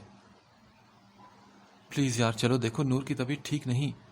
احمد نے پولیس کے آنے سے پہلے اسے وہاں سے نکالنے کی کوشش کی مگر وہ بار بار آلیان کے چہرے کو دیکھتے ہوئے آنسو بہا رہا تھا. زارون چلو اٹھو. احمد نے نور کے زرد پڑتے رنگ کو دیکھ کر زارون سے کہا تو وہ آنکھیں صاف کرتا اٹھا اور نور کا دوپٹہ ٹھیک سے اس کے سر پر اڑا کر اسے نیچے لے آیا جہاں اس کے گارڈز ابھی بھی تہمینہ بیگم اور اس کے بندوں کو قابو کیے کھڑے تھے. آتے ہوئے اوپر کمرے سے آلیان کو اپنے ساتھ لے آنا کیونکہ میں نہیں چاہتا کہ اپنی زندگی کی طرح وہ مر کر بھی مجھ سے نفرت کرے. اکرم سے کہتے ہوئے نور کو لے کر آگے بڑھا جو ایک زندہ لاش کی مانند اس کے ساتھ چل رہی تھی. ایک ہفتہ گزر جانے کے بعد بھی زارون کی خاموشی نہیں ٹوٹی تھی. وہ نور کو گھر لانے کے بعد بھی اس سے بالکل بے نیاز خود کو کمرے میں بند کیے بیٹھا تھا. احتشام صاحب کے ساتھ ساتھ ساجدہ بیگم نے بھی کافی بار اسے سمجھانے کی کوشش کی پر وہ اپنی چپ برقرار رکھے کسی روبوٹ کی مانند بیٹھا ان کی باتیں سنتا اور نصیحتیں سنتا رہتا تھا. نور بھی اس دن کے بعد سے کافی چپ تھی اور زارون کے سامنے بھی نہیں گئی تھی. حالانکہ دی جانے سے کافی بار زارون کے پاس جانے کا کہا تھا پر وہ ہر بار کل جاؤں گی بول کر نہ ٹال دیتی تھی. وہ دونوں ایک ہی گھر میں ایک ہی چھت تلے رہتے ہوئے بھی ایک دوسرے کے لیے اجنبی ہو چکے تھے. زارون جہاں اپنے ہی دکھ میں پوری دنیا کو بھلائے بیٹھا تھا وہیں نور آلیان کے الفاظ کو سوچ کر شرمندگی کے باعث زارون کا سامنا کرنے سے کترا رہی تھی. نور بیٹا ایسے کیوں بیٹھی تم؟ طبیعت تو ٹھیک ہے نا؟ ساجدہ بیگم سکندر صاحب اور شہناز بیگم کو گاؤں کے لیے روانہ کرتے ہوئے خود کمرے میں واپس آئی تو انہوں نے نور کو چپ چاپ بیٹھے دیکھ کر پوچھا تھا. جی دی جان میں ٹھیک ہوں، بس ویسے ہی بیٹھی تھی. سر ان کی گود میں رکھ کر وہ بیڈ پر لیٹ گئی تھی. نور میری جان، اب تمہیں زارون کے پاس اپنے کمرے میں چلے جانا چاہیے کیونکہ اسے اس وقت کسی اپنے کی بہت زیادہ ضرورت ہے جس کے کندھے پر سر رکھ کر وہ اپنا دل کا بوجھ ہلکا کر سکے. اور میں جانتی ہوں کہ وہ میرے یا احتشام کے سامنے کبھی بھی ایک آنسو بھی نہیں بہائے گا پر تمہارے سامنے وہ سب بول دے گا. اس لیے اب زیادہ دیر مت کرو اس کے پاس جاؤں کیونکہ اس بار پہل تمہیں ہی کرنی پڑے گی. ساجدہ بیگم نے اس کے بالوں میں انگلیاں چلاتے ہوئے بہت نرمی سے اپنی بات سمجھائی تھی. دی جان مجھ میں حوصلہ نہیں زارون کا سامنا کرنے کا، میں کیا کروں؟ سر اٹھاتے اس نے سائدہ بیگم کا ہاتھ اپنے سرد ہوتے ہاتھوں میں لے کر نظر جھکا کر ٹوٹے پھوٹے لہجے میں اپنی بات مکمل کی۔ کیوں حوصلہ نہیں میرے بچے؟ دیکھو نور، عورت کی سب سے بڑی طاقت یہی ہے کہ وہ اپنے شوہر کو اس وقت سنبھالے جب وہ ٹوٹا ہوا ہو، اور زارون اس وقت جس حال میں ہے تمہارے علاوہ اسے کوئی نہیں سنبھال سکتا۔ پر دی جان، وہ مجھے جہاں سے لے کر آیا مجھے نہیں لگتا کہ اب وہ میری شکل بھی دیکھنا چاہے گا۔ سائدہ بیگم کی بات مکمل ہونے سے پہلے ہی نور نے اپنا خدشہ ظاہر کیا، اور مجھے لگتا ہے کہ وہ تمہارا ہی انتظار کر رہا ہے نور، کہ تم اس کے پاس آؤ تو وہ اپنے اندر کی تکلیف درد تم سے بیان کر سکے۔ اس لیے اپنے دل اور دماغ میں شیطان کے ڈالے وہموں کو جگہ مت دو، اور اٹھو اور جاؤ اس کے پاس، سنبھالو اس کو، اور جا کر دیکھو اس نے ایک ہفتے میں اپنی کیا حالت بنا لی ہے۔ آنکھوں میں نمی لیے دی جان نے اس بار اپنے لہجے کو سخت کرتے ہوئے نور سے کہا، جو ان کی بات سنتے ہی سر ہلا کر اٹھی، مگر کمرے سے نکلتے ہی ہزار خدشوں نے اس کے دل میں سر اٹھایا، جسے دبانے کی کوشش میں آنسو بے آواز ہی بند توڑنے لگے۔ نہیں، میں نہیں جا سکتی، مجھے پتا ہے کہ زارون مجھے اب کبھی قبول نہیں کرے گا۔ دروازے پر ہاتھ رکھتے ہوئے ایک بار پھر سے اپنے ارادے میں ڈگمگائی، پر دی جان کی بات یاد آتے ہی اس نے ہاتھ کی پشت سے اپنے آنسو کو صاف کیا اور ہمت کر کے دروازے پر دستک دے کر اندر داخل ہوئی۔ کمرے میں داخل ہوتے ہی اس نے آہستگی سے دروازہ بند کیا اور بیڈ کی جانب قدم بڑھائے، جہاں زارون دوسری طرف کروٹ کیے لیٹا تھا۔ اس کے قریب جا کر نور نے بے آواز اسے پکارا، زارون۔ ہمت کر کے اس کے پاس بیٹھتے ہوئے نور نے پھر سے اسے پکارا، جو پہلے کی نسبت کافی کمزور ہو چکا تھا۔ کیوں آئی ہو تم یہاں؟ اس کی آواز سنتے ہی زارون نے آنکھیں کھول کر بھڑکتے ہوئے لہجے میں کہا، وہ میں دی جان نے۔ نور نے کچھ بولنا چاہا مگر الفاظ اس کا ساتھ چھوڑ چکے تھے۔ کیا وہ میں پوچھ رہا ہوں، تمہاری جرت کیسے ہوئی میرے کمرے میں آنے کی؟ ہاں؟ اٹھ کر بیٹھ کر اس نے نور کا ہاتھ پکڑ کر اسے بیڈ پر بٹھایا، جو زارون کے غصہ کرنے پر اٹھ کر کھڑی ہو گئی تھی۔ وہ مجھے دی جان نے کہا تھا۔ ڈب ڈبائی آنکھوں سے زارون کے چہرے کے سخت تاثرات دیکھ کر اس نے وضاحت دی، اچھا تو مطلب تم آج بھی دی جان کے کہنے پر میرے پاس آئی ہو؟ اس کے بازو سے ہاتھ اٹھا کر آنکھوں میں افسوس لیے اس نے سر جھٹکا۔ نہیں، وہ میں خود بھی آنا چاہ رہی تھی، مگر کیا؟ ہاں، مجھے لگا کہ تم مجھے اب قبول نہیں کرو گے۔ نظریں چرا کر اس نے کہا تو زارون نے پیچھے بیٹھ کے ساتھ ٹیک لگا کر اسے دیکھا، جو اپنی بات جاری رکھے ہوئی تھی۔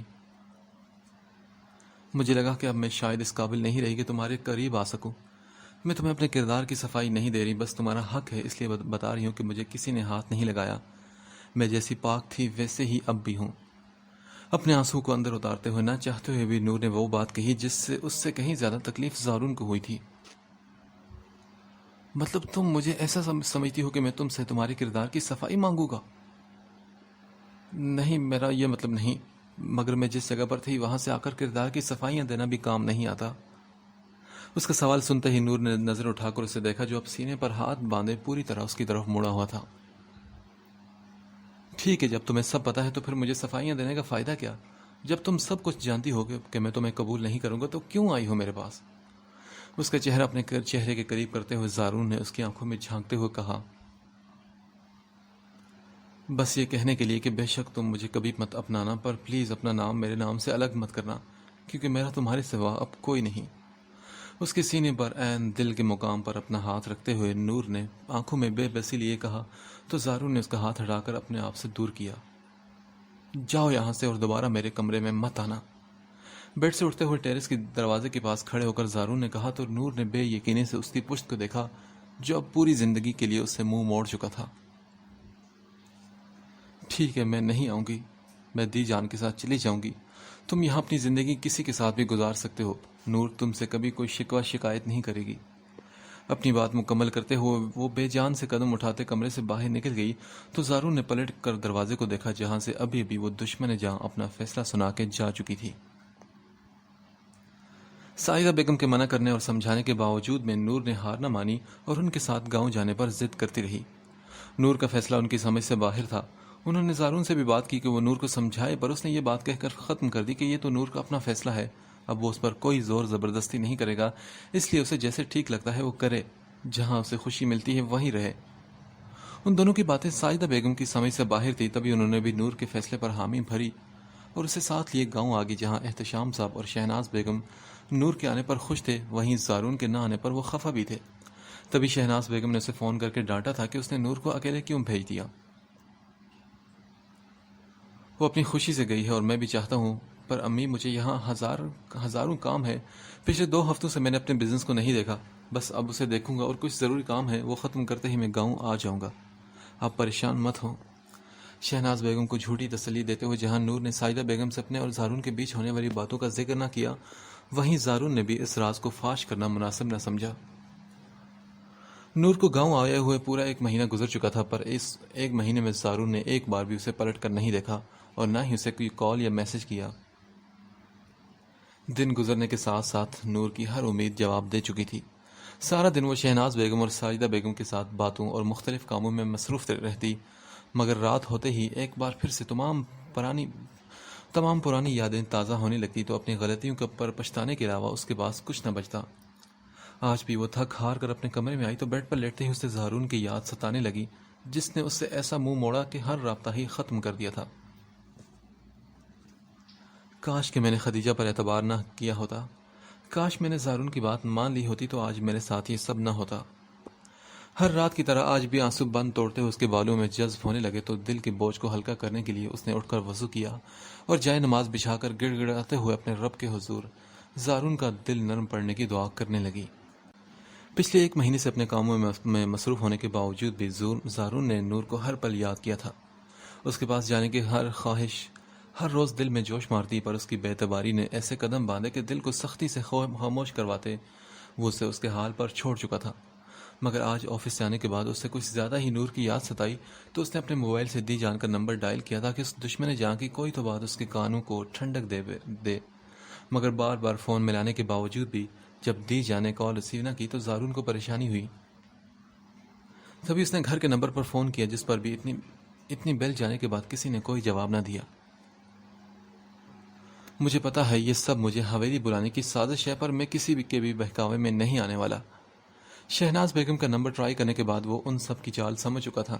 تبھی خود کلامی کرتے ہوئے موبائل سائڈ ٹیبل پر رکھ کر باہر آیا تاکہ کچھ کھا پی سکے، مگر کچن میں قدم رکھتے ہی بیرونی دروازے پر ہونے والی بیل نے اسے اپنی طرف موڑا تھا. اف، یہ کون آ گیا اس وقت؟ واپس پلٹتے اس نے جھنجھلاتے ہوئے سوچا اور کچن سے باہر آتے دروازے کی جانب بڑھتے اس نے پوچھا، کون؟ دوسری طرف سے کوئی بھی جواب نہ پا کر اس نے دروازہ کھولا تو سامنے سکندر صاحب کے ساتھ حارث، حاشر، فریحہ بیگم اور سارا کو دیکھ کر وہ ایک دم بوکھلا سا گیا. حارث نے آگے بڑھ کر اس سے بغل گیر ہوا تو زارون نے حیرت سے اسے دیکھا تھا. حاشر بھی اسے ملا اور بولا، کیا اندر آنے کا نہیں کہو گیا میں؟ Oh please, I am really sorry, آپ لوگ آئیں نا اندر. ہوش میں آتے ہی اس نے انہیں گزرنے کا راستہ دیا. حارث نے صوفے پر بیٹھ کر نظریں ادھر ادھر دوڑائی اور کہا، ویسے بہت مشکل سے ملا ہے آپ کا گھر. ہاں نا، جو رشتے اور راستے انسان اپنے ہاتھوں سے گوا دے تو ان کا ملنا تھوڑا مشکل ہی ہوتا ہے. حارث کی بات سن کر زارون نے نرمی سے کہا، لیکن زارون صاحب اگر کوشش کی جائے تو راستے بھی مل جاتے ہیں اور رشتے بھی، جیسے ہمیں مل گئے. حارث نے اسی کے انداز میں جواب دیا تو زارون نے اس کی بات سن کر ہلکی سی مسکراہٹ چہرے پر سجائی. حاشر نے پھر بے صبری سے سوال کیا، زارون بھائی نور کہاں ہے؟ نظر نہیں آ رہی. وہ تو میری دادی جان کے ساتھ گاؤں گئی ہے. میرے والدین اور دادی گاؤں میں رہتے ہیں اور میں اپنے بزنس کے سلسلے میں یہیں ہوتا ہوں. زارون نے یہ بتانے کے ساتھ ہی ایک نظر فریحہ بیگم پر ڈالتے ہوئے کچن کا رخ کیا تاکہ ان کے لیے کوئی جوس وغیرہ لا سکے تو سارا فریحہ بیگم کے کہنے پر اٹھ کر اس کے پیچھے گئی. بھائی لائیں میں ڈال دیتی ہوں، سارا نے کچن میں آتے ہی نرمی سے کہا تو زارون کو ان سب کے اتنے میٹھے اور بدلے ہوئے لہجے کو دیکھ کر حیرت ہوئی. بھائی پریشان مت ہو، میں کر لوں گی نا، سارا نے اسے اپنی جانب دیکھتا پا کر کہا تو زارون نے انکار میں سر ہلایا. نہیں کوئی بات نہیں، میں کر لوں گا، آپ لوگ تو مہمان ہیں، انسان اب مہمانوں سے کام کرواتے ہو اچھا تھوڑی لگے گا. جلدی جلدی تمام گلاسوں میں جوس ڈالتے اس نے سارا کا دل توڑنے کے بجائے نرمی سے کہا، ارے نہیں بھائی، میں مہمان تھوڑی ہوں اور میرے ہاتھوں آپ کام کریں گے تو مجھے اچھا نہیں لگے گا. ٹرے اس کے ہاتھ سے پکڑتے اس نے کہا تو زارون نے کندھے اچکائے اور باہر کی جانب بڑھا تو سارا ٹرے لا کر ٹیبل پر رکھتے ہوئے سب کو جوس سرو کرنے لگی. زارون کے بیٹھتے ہی فریحہ بیگم نے پوچھا، کب تک آئے گی نور؟ ہاں یہ نہیں پتا، ہو سکتا ہے کہ کچھ دن رکے. ابھی اپنے رویے سے نور کی اور اپنی کوئی بھی ناراضگی کا اظہار کیے بغیر اس نے جواب دیا تو فریحہ بیگم نے اس سے اپنے اس دن کے رویے کی معافی مانگی. کوئی بات نہیں آنٹی، بس پرانی باتوں کو چھوڑیں اب. زارون نے ان کے ساتھ سکندر صاحب کا بھی دل ہلکا کیا جو اپنے کیے پر شرمندہ تھے. پھر بھی ہمیں سمجھنا چاہیے تھا کہ میں نے تم سے کافی بدتمیزی کی، حالانکہ قصوروار تو ہم بھی تھے کہ ہم نے کبھی نور کو اتنی اجازت ہی نہ دی کہ وہ ہم سے اپنے دل کی بات کر سکے۔ حاشر نے بھی اپنی غلطی کا اعتراف کیا تو زارون نے اس کے ہاتھ پر ہاتھ رکھا۔ کوئی بات نہیں یار، قصور میرا بھی تو تھا نا، میں نے غلط طریقے سے نور کو حاصل کرنا چاہا اور اسے اپنے آپ سب کی نظروں میں برا بنا دیا، حالانکہ اس کا کوئی قصور بھی نہیں تھا۔ زارون نے نظریں جھکا کر کہا تو سب نے گزری باتوں پر مٹی ڈالنے کا کہتے اسے معاف کر دیا اور حارث کی شادی کا بتاتے ہوئے اسے نور کے ساتھ گھر آنے کا کہا، جس پر زارون نے حامی بھری اور مزید 1 گھنٹہ ان سے باتیں کی۔ جو کچھ دیر ٹھہرنے کے بعد وہاں سے چلے گئے تو زارون نے کھانے کا ارادہ ترک کرتے ہوئے کمرے کا رخ کیا اور موبائل اٹھا کر نور کی تصویر نکالی۔ دیکھو نور، آج جب سب کچھ ٹھیک ہو گیا تو تم ہی میرے پاس نہیں ہو۔ کاش کہ تم نے مجھ پر تھوڑا سا اعتبار کیا ہوتا اور مجھے بتایا ہوتا تو میں تمہیں کبھی اس دلدل میں پھنسنے نہ دیتا۔ کاش تمہیں اپنے عارضے پر تھوڑا سا یقین ہوتا تو تم اتنی بڑی غلط فہمی میں مبتلا نہ ہوتی۔ بیڈ پر لیٹتے ہی زارون نے موبائل اپنے سینے سے لگاتے ہوئے اس سے شکوہ کیا جو وہ پیچھے گزرے ہوئے دنوں میں 1000 بار کر چکا تھا۔ اگلی صبح زارون نے اپنے کچھ کام ختم کیے اور ڈی ایس پی اقبال، جو احتشام صاحب کے دوست تھے، ان کے پیغام پر ان سے ملنے پولیس اسٹیشن کی جانب بڑھا، جنہوں نے عالیان کی موت کو پولیس مقابلہ کی شکل دیتے ہوئے زارون کو آسانی سے اس مسئلے سے نکال دیا تھا۔ ہاں تو زارون، کیسے ہو تم؟ جی سر، میں ٹھیک ہوں، مختصر سا جواب دیتے ہوئے زارون نے ان کی طرف دیکھا جو کریڈل سے فون اٹھاتے دوسری طرف کانسٹیبل کو 2 کپ چائے لانے کا بول چکے تھے۔ اس تکلف کی کیا ضرورت تھی سر؟ زارون نے انہیں فون واپس رکھتا دے کر کہا تو وہ مسکرا کر بولے، ضرورت تھی کیونکہ بات کافی لمبی ہے، اس لیے مجھے لگا کہ تمہیں میری باتیں سننے کے بعد چائے کی ضرورت پڑے گی۔ آنکھوں میں تجسس لیے انہوں نے پھر سے فون اٹھایا اور امجد کو کسی لڑکی کو اندر آنے کا کہا۔ سب خیریت ہے نا سر؟ چہرے پر فکر مندی لائے زارون نے پوچھا تو ڈی ایس پی نے جواب دینے کے بجائے دروازے کی طرف اشارہ کیا، جہاں سے ایک لیڈی کانسٹیبل کے ساتھ خدیجہ کو اندر آتا دیکھ کر زارون حیرت اور غصے کے ملے جلے تاثرات چہرے پر سجائے کرسی سے اٹھا۔ بیٹھ جاؤ زارون اور اپنے غصے کو قابو میں رکھو۔ زارون کے چہرے پر سختی دیکھ کر ڈی ایس پی اقبال نے لیڈی کانسٹیبل کو خدیجہ کو لے جانے کا کہا، جس نے زارون کو دیکھتے ہی پہچان لیا تھا۔ انکل، یہ کہاں سے ملی آپ کو؟ غصے کے باعث آنکھوں میں سرخی لیے زارون نے پوچھا تو ڈی ایس پی اقبال اپنی چیئر چھوڑ کر اٹھے اور اس کے قریب آئے، جس کا بس نہیں چل رہا تھا کہ وہ خدیجہ کو وہیں کھڑے کھڑے زمین میں گاڑ دیتا۔ زارون بیٹے، پانی پیو اور اپنے غصے کو تھوڑا ٹھنڈا کرو تاکہ میری باتیں سن سکو تم۔ یہ لڑکی ہمیں کراچی کے ایک فحاشی کے اڈے سے ملی، جس پر ابھی کچھ دن پہلے ہی کراچی میں پولیس نے چھاپا مارا تھا۔ میں نے تمام بڑے تھانوں میں اس کی تصویر بھیجی تھی، اس لیے اس کے ملتے ہی ان لوگوں نے مجھے انفارم کیا تو میں نے اسے اس تھانے میں یہاں شفٹ کروا لیا تاکہ اپنے طریقے سے سب کچھ اگلوا سکوں، پر جو کچھ اس نے بتایا تمہیں وہ جان کر دکھ بھی ہوگا اور شاید تمہارا دل بھی مطمئن ہو جائے کہ تم نے علیان کو مار کر کوئی غلطی نہیں کی تھی۔ میں سمجھا نہیں سر، مجھے پلیز بتائیں نا، ہوا کیا ہے؟ دکھ کیسا ہوگا مجھے؟ ناسمجھی سے ان کی جانب دیکھتے ہوئے زارون نے آنکھوں میں الجھن لیے سوال کیا۔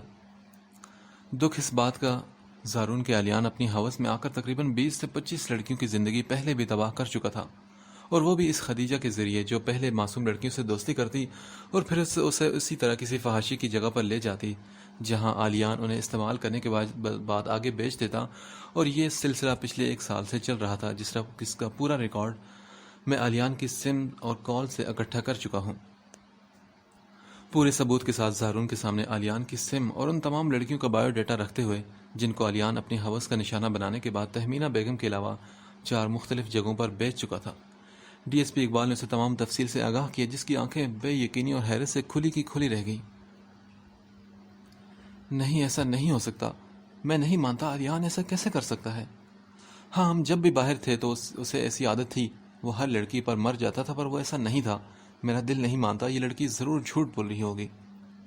زارون نے اب بھی بے یقینی کسی کیفیت میں اپنے سامنے پڑے ثبوتوں کو درگزر کرتے ہوئے ڈی ایس پی اقبال سے کہا، جو اس سے ایسے ہی کسی جواب کی توقع کر رہے تھے۔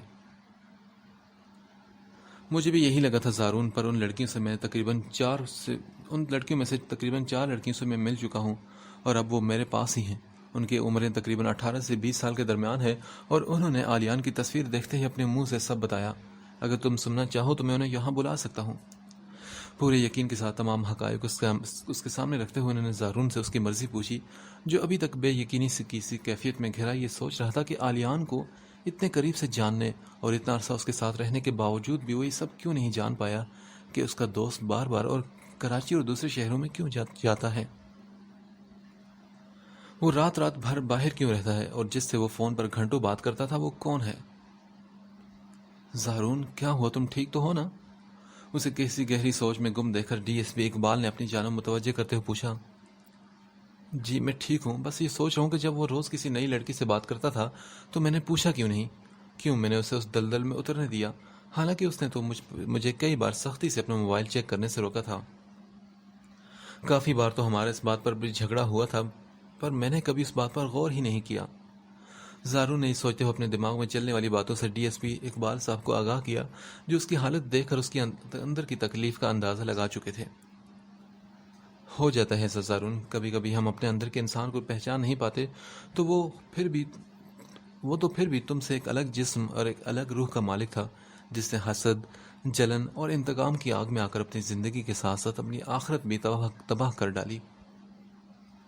بس اللہ پاک ہم سب کو ایسی موت سے بچائے جس کے بعد بھی ہم لوگ ہماری اچھائیوں سے نہیں بلکہ لوگ ہمیں برائیوں سے یاد کریں۔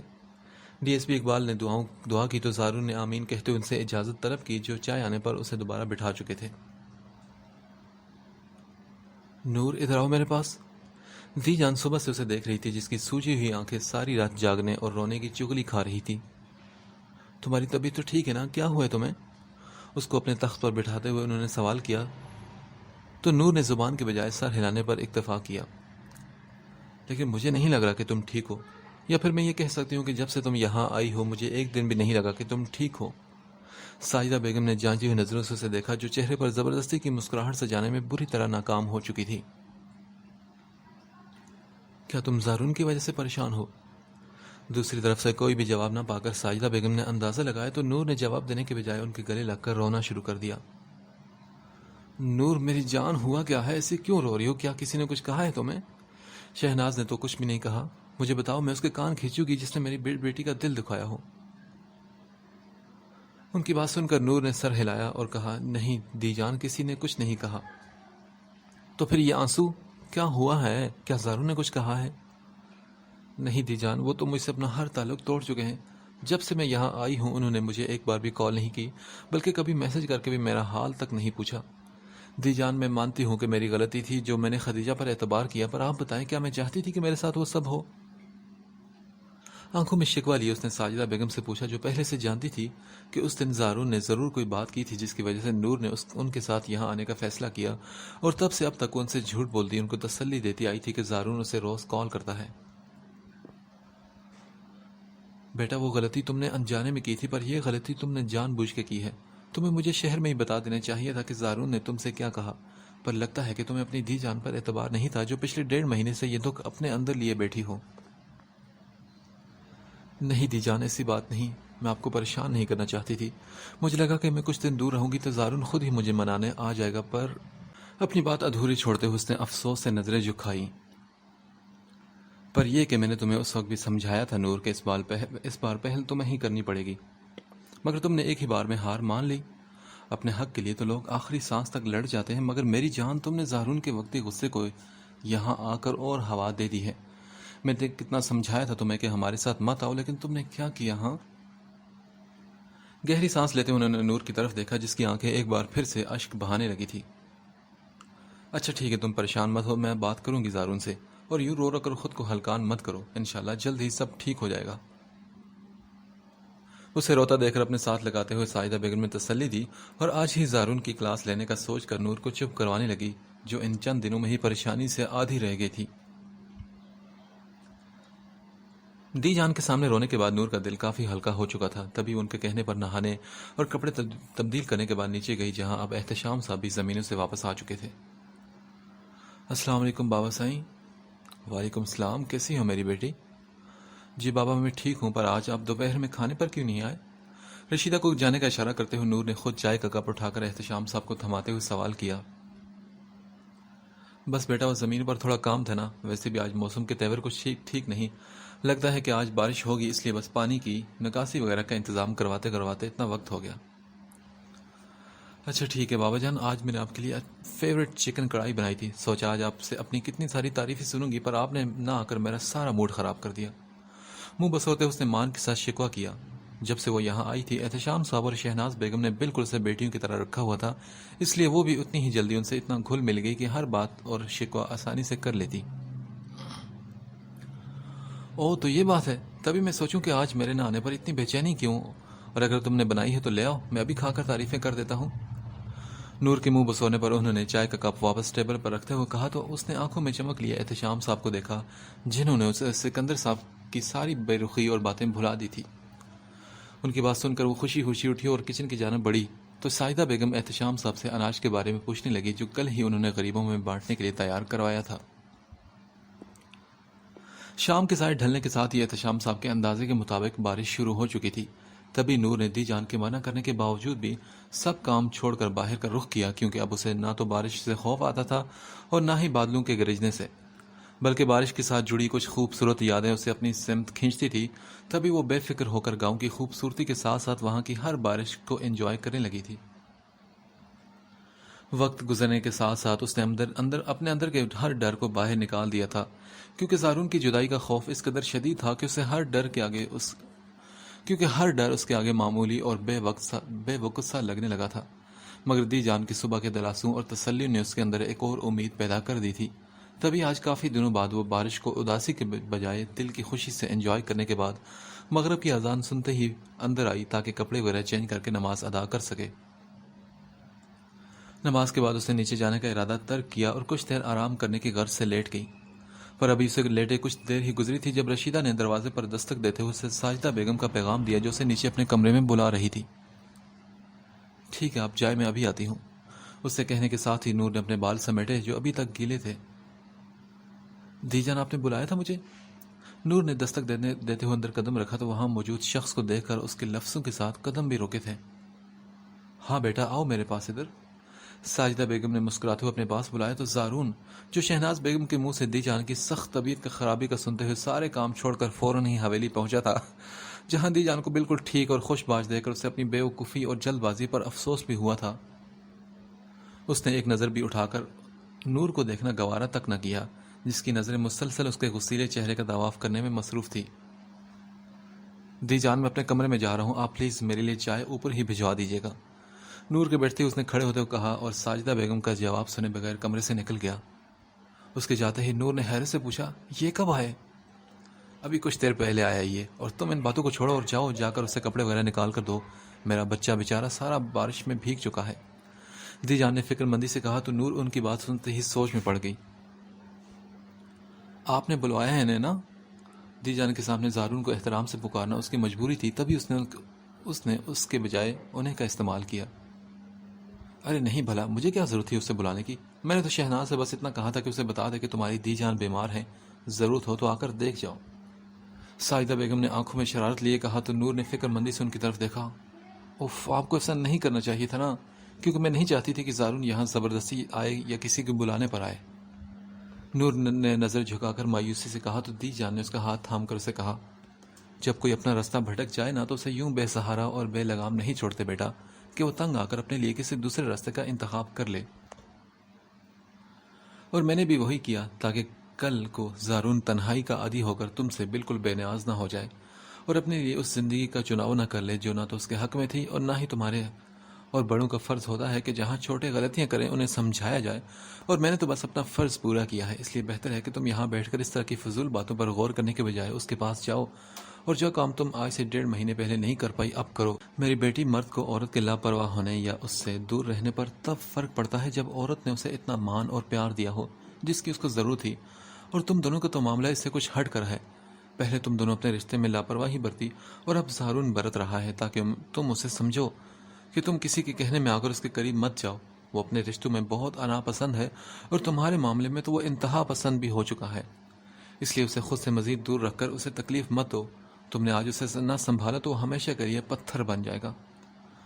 بہت نرمی اور پیار سے اسے ایک ماں کی طرح انہوں نے سمجھایا جو ان کی باتیں پوری توجہ سے سن رہی تھی۔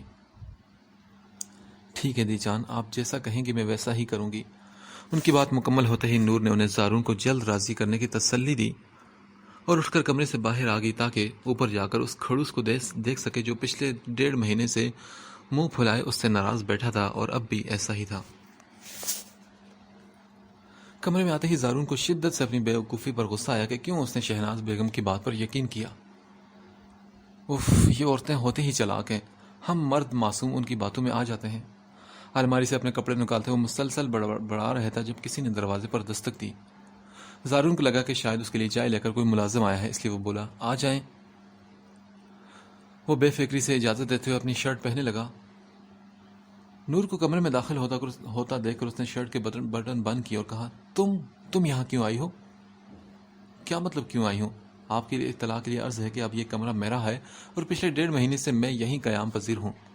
یہ کہنے کے ساتھ ہی نور نے قدم آگے بڑھائے اور زارون کی یقین دہانے کے لیے الماری کا دوسرا حصہ کھولا جس میں اس کے کپڑے اور چیزیں ترتیب سے رکھی تھی۔ تو ٹھیک ہے نا، اب میں یہاں آ گیا ہوں، اس لیے اپنی چیزیں سمیٹو اور یہاں سے نکلو۔ زارون پہلے ہی اس کی ساری چیزیں دیکھ چکا تھا، پر خود کو انجان ظاہر کرتے اس نے الماری میں سے اس کے کپڑے نکال کر بیڈ پر پھینکے۔ کیا مسئلہ ہے تمہیں؟ اور میں کہیں نہیں جاؤں گی، بلکہ تم بھی کہیں نہیں جاؤ گے اب۔ آنکھوں میں چمک لیے اس کے قریب آئی جو اس کے بدلے ہوئے رنگ دیکھ کر دھنگ رہ گیا تھا، پر کچھ بھی اس پر ظاہر کیے بغیر اس نے ایک نظر نور کے ہاتھوں کو دیکھا جو اب اس کے سینے پر دھرے تھے۔ تمیز سے رہو لڑکی، اور اپنی حد کراس کرنے کی کوشش مت کرو۔ اپنے سینے پر رکھے اس کے ہاتھ کو جھٹکتے ہوئے زارون نے غصے سے کہا تو نور نے پیچھے ہٹنے کے بجائے اپنے بازو اس کے گردن میں ڈال دیے۔ میں حد میں ہی ہوں، اور شاید تم بھول رہے ہو کہ میں لڑکی ہونے کے ساتھ ساتھ تمہاری بیوی بھی ہوں اور تمہارے قریب آنے اور تمہیں چھونے کا حق رکھتی ہوں۔ اس کی آنکھوں میں دیکھتے ہوئے نور نے پوری جرت اور بہادری کا مظاہرہ کرتے ہوئے زارون کے ماتھے پر پڑتی تیوریوں کو ہاتھ سے مٹانے کی کوشش کی۔ مجھے پتا ہے کہ میں نے زندگی میں بہت سی بیوقوفیاں کی ہیں، پر اب تمہیں مزید ناراض رکھ کر میں ان تمام بیوقوفیوں کو پھر سے دہرانا نہیں چاہتی۔ اس لیے تمہیں جتنا غصہ کرنا ہے، جتنا مجھے ڈانٹنا ہے ڈانٹ لو، پر پلیز مجھے یوں خود سے دور مت کرو، میرے پاس تمہارے علاوہ کچھ بھی نہیں۔ آہستگی سے سر اس کے سینے سے لگائے نور نے اپنے آنسو کو چھپانے کی کوشش کی تھی۔ سوری، میں نے سنا نہیں کہ تم نے کیا کہا۔ شاید تم نے کہا کہ میں تمہیں ڈانٹ لوں، غصہ کروں، پر کس حق سے؟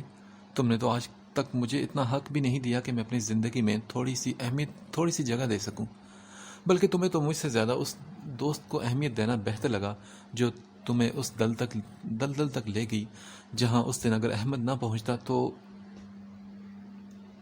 اس کے بازو اپنی گردن سے نکالتے ہوئے زارون نے بات کو ادھورا چھوڑا اور نور کو خاموش دے کر کمرے سے باہر نکل گیا، جو اس کی ادھوری بات کا مطلب اچھے سے سمجھ چکی تھی، اور جو بھی سمجھی تھی وہ کسی اذیت سے کم نہیں تھا۔ تبھی اس نے زارون کے جاتے ہی بیڈ پر پڑے اپنے کپڑوں کو دیکھا جن کی بالکل اس کے وجود کی طرح نہ تو اس کمرے میں کوئی جگہ تھی اور نہ ہی اس گھر میں۔ زارون کو حویلی آئے 1 ہفتہ گزر چکا تھا، پر اس نے نور کو دوبارہ اپنے قریب آنے دیا اور نہ ہی کوئی بات کرنے کا موقع دیا تھا۔ وہ دی جان اور باقی گھر والوں کی وجہ سے رات اس کے سونے کے بعد کمرے میں آتا اور اس کے اٹھنے سے پہلے ہی کمرے سے نکل جاتا، اور پھر سارا دن احتشام صاحب کے ساتھ باہر رہتا تاکہ نور کو اس سے بات کرنے کا کوئی موقع ہی نہ مل سکے۔ دوسری طرف نور نے بھی اس دن کے بعد اس کے حال پر چھوڑ دیا تھا، کیونکہ اس کے روکھے اور سخت رویے نے اسے کافی دل برداشتہ کیا تھا۔ اس لیے رات اس کے آتے ہی وہ نیند نہ آنے کے باوجود بھی سوتی ہوئی بن جاتی تاکہ اس کے احساس کو کچھ دیر کے لیے ہی صحیح پر اپنے قریب محسوس تو کر سکے۔ آج زارون کی طبیعت صبح سے ہی کچھ خراب تھی، شاید موسم کی تبدیلی تھی جس کی وجہ سے اسے جسم میں درد کے ساتھ بخار بھی محسوس ہو رہا تھا۔ تبھی وہ احتشام صاحب کے ساتھ جانے کے بجائے گھر پر ہی رک گیا تاکہ کچھ آرام کر سکے۔ ساجدہ بیگم نے اپنے کمرے سے آتے ہوئے لاؤنج میں آ کر اپنے تخت پر بیٹھتے ہوئے کہا، یہ زارون کہاں ہے؟ آج صبح سے نظر نہیں آیا۔ انہوں نے شہناز بیگم سے پوچھا جو نور کے ساتھ مل کر دوپہر کا کھانا بنانے میں مصروف تھی۔ دی جان اس کی طبیعت خراب ہے، صبح احتشام نے بلایا تھا، پر اس نے آگے سے طبیعت خراب ہونے کا کہہ کر آج گھر پر ہی رکنے کا بول دیا ہے۔ اپنا کام چھوڑ کر انہوں نے باہر آ کر ساجدہ بیگم کو بتایا، جنہوں نے یہ سنتے ہی فکر مندی سے اپنی چھڑی اٹھا لی۔ کیا ہوا میرے لال کو؟ اور کسی نے مجھے بتایا کیوں نہیں؟ رشیدہ، کہاں ہو تم؟ ساجدہ بیگم نے یہ کہنے کے ساتھ ہی رشیدہ کو آواز دی جو شہناز بیگم کا کمرہ صاف کرنے میں مصروف تھی۔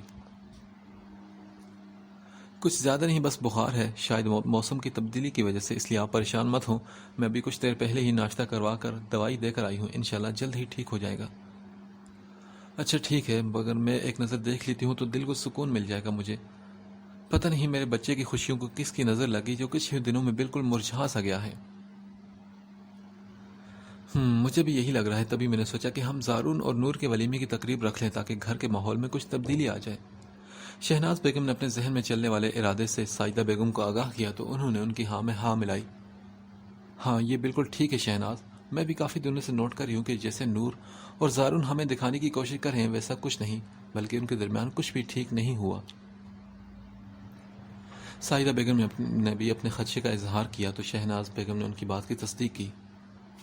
ہاں جی، مجھے بھی یہی لگتا ہے، تبھی میں نے سوچا کہ ہم یہ تقریب رکھ لیتے ہیں تاکہ ان دونوں کے بیچ کی جو دوریاں ہیں وہ ختم ہو سکیں۔ ہاں تو پھر ٹھیک ہے، آج ہی کوئی ڈیٹ فکس کر لیتی ہوں شام کو احتشام کے آنے کے بعد، اور تم جاؤ نور سے کہو کہ کاموں کو چھوڑے اور زارون کے پاس جائے، اس کی طبیعت ٹھیک نہیں تو ہو سکتا ہے کہ کسی چیز کی ضرورت پڑے۔ ان کی بات پر غور کرتے ہوئے سائدہ بیگم نے کہا تو شہناز بیگم سر ہلا کر کچن کی جانب بڑھی تاکہ نور کو زارون کے پاس جانے کا بول سکیں۔ دوپہر سے رات ہو چکی تھی مگر زارون کا بخار کم ہونے کے بجائے مزید بڑھ چکا تھا۔ تبھی احتشام صاحب نے ڈاکٹر کو کال کی جو کچھ دیر میں زارون کو چیک اپ کرنے کے بعد میڈیسن دے کر چلا گیا۔ دی جان، شہناز بیگم اور احتشام صاحب شام سے ہی زارون کے پاس اس کے کمرے میں موجود تھے۔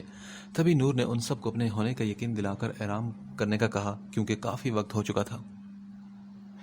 ٹھیک ہے امی، شہناز اٹھیں، اب نور کو بھی آرام کرنے دیں، زارون اب ٹھیک ہے۔ احتشام صاحب نے ان دونوں کو تسلی دی اور اپنے ساتھ لیے نیچے آ گئے تو نور نے ان کے جاتے ہی اپنے کمرے کا دروازہ بند کیا اور زارون کے قریب آ بیٹھی جو کچھ دیر پہلے ہی سویا تھا۔ پتہ نہیں کیوں پر تمہاری اتنی نفرت، اتنی ڈانٹ بھی مجھے تم سے دور نہیں کر سکی، بلکہ تمہارا یہ مغرور انداز، یہ رویہ، تمہاری یہ اکڑ مجھے تمہارے اور قریب لے آئی ہے۔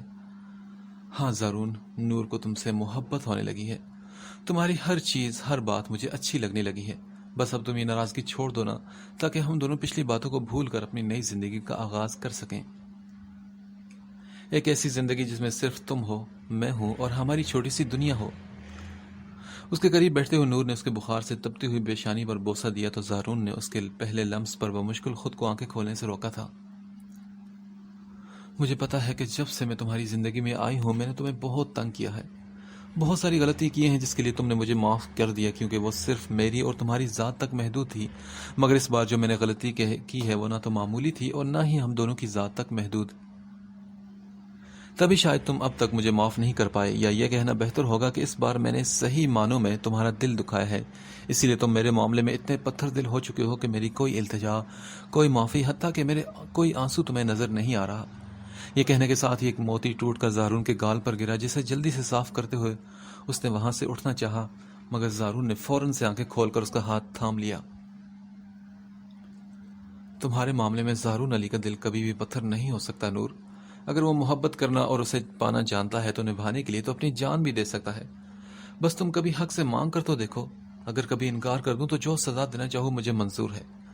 اس کا ہاتھ اپنے سینے پر دل کے مقام پر رکھتے ہوئے زارون نے اس کے اقرار محبت پر اسے خالی ہاتھ نہیں لوٹایا، کیونکہ وہ جانتا تھا کہ اگر محبت کے اقرار پر انسان کو خالی ہاتھ لوٹا دیے جائے تو وہ تکلیف نہ تو لفظوں میں بیان ہوتی ہے اور نہ ہی اس کا کوئی علاج کوئی طبیب کر سکتا ہے، بس زندگی بھر دل میں یہ بات رہ جاتی ہے جو انسان کو آہستہ آہستہ اندر ہی اندر ختم کر کے دیمک کی طرح چاٹ کر اس کی روح تک کا سفر طے کر لیتی ہے۔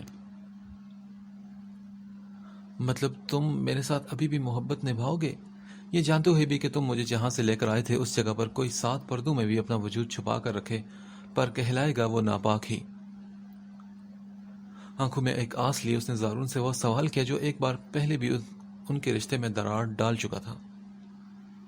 میں نے کہا نا کہ تم مجھ سے حق سے مانگو تو زارون کبھی انکار نہیں کرے گا، اور دوسری بات پوری دنیا بھی ایک طرف ہو جائے تمہیں برا کہے تو زارون علی تمہیں اپنے ساتھ کھڑا ملے گا، وہ تب بھی تمہیں کبھی برا نہیں کہے گا کیونکہ اس نے تمہیں جانا ہے، پرکھا ہے۔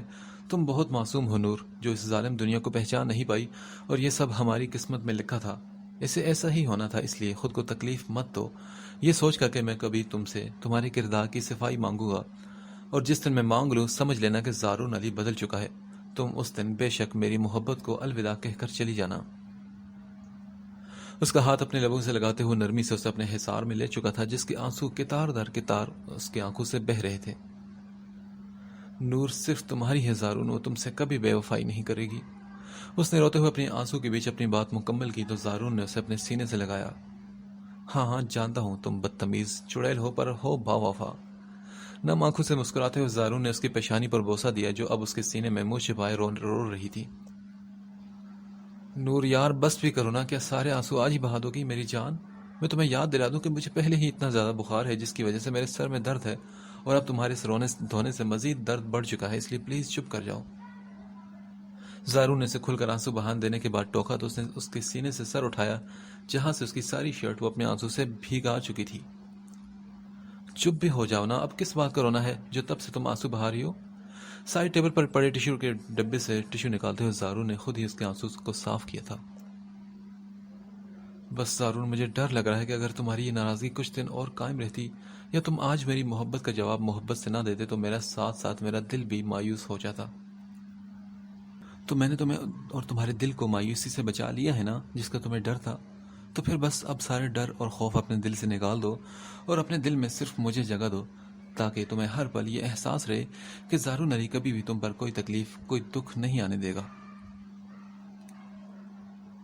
ہاں میں جانتی ہوں، اگر زارون علی مجھے تکلیف نہیں دے سکتا تو پچھلے 2 مہینوں میں سے رویے کیوں؟ اور تم نے اس دن مجھے اپنے کمرے سے کیوں نکالا؟ کیوں تم مجھے دیکھ کر اتنا غصے ہوئے تھے؟ اور جب میں نے دی جان کے ساتھ گاؤں آنے کا کہا تو تم نے مجھے روکا کیوں نہیں؟ اس کی بات سنتے ہی نور نے ایک ہی سانس میں مزید کئی سوال پوچھ ڈالے تھے۔ پتہ نہیں، شاید اس وقت آلیان کی بے وفائی کا زخم اتنا تازہ تھا کہ میں کچھ سوچ ہی نہیں پایا، اور مجھے اس وقت تمہاری سب سے زیادہ ضرورت تھی جب تم نے سارا وقت یہ باتیں سوچنے میں لگا دیا کہ میں تمہیں قبول نہیں کروں گا۔ دیکھو نور، اگر میں تمہیں قبول نہ کرتا تو میں تمہیں کیوں اس جگہ سے واپس لاتا؟ اور دوسری بات، جب تم نے اپنے کردار کی گواہی دی تو مجھے اپنا آپ بہت معمولی سا لگا تھا، اپنی محبت ہوس زدہ اور منافق لگی، جس کے لیے تم مجھے اس بات کی گواہی دے رہی ہو کہ جس سے میں پچھلے 5 سال سے واقف تھا۔ بس مجھے غصہ تھا اور ساتھ یہ بھی احساس کہ تم اب کی بار بھی خود سے میرے پاس نہیں آئی بلکہ دی جان کے کہنے پر آئی ہو۔ مجھے اور تکلیف دے اور برا لگا، جس کی وجہ سے میں نے اب تک تمہیں خود سے دور رکھا تاکہ تم کسی اور کی وجہ سے میرے قریب مت آؤ، بلکہ تم بھی اسی جذبے اور اس احساس کو محسوس کرو جو میں تمہارے لیے محسوس کرتا ہوں۔ تمہیں پتہ ہے کہ محبت کا جواب محبت میں نہ ملے تو انسان برداشت کر لیتا ہے، مگر بے انتہا محبت کے بدلے میں اگر آپ کو دوسری طرف سے بے رخی اور بے اعتباری ملے، وہ بھی تب جب آپ اپنا سب کچھ ایک انسان کے لیے وقف کر چکے ہوں، تو یقین جانو کہ انسان کہیں نہیں رہتا۔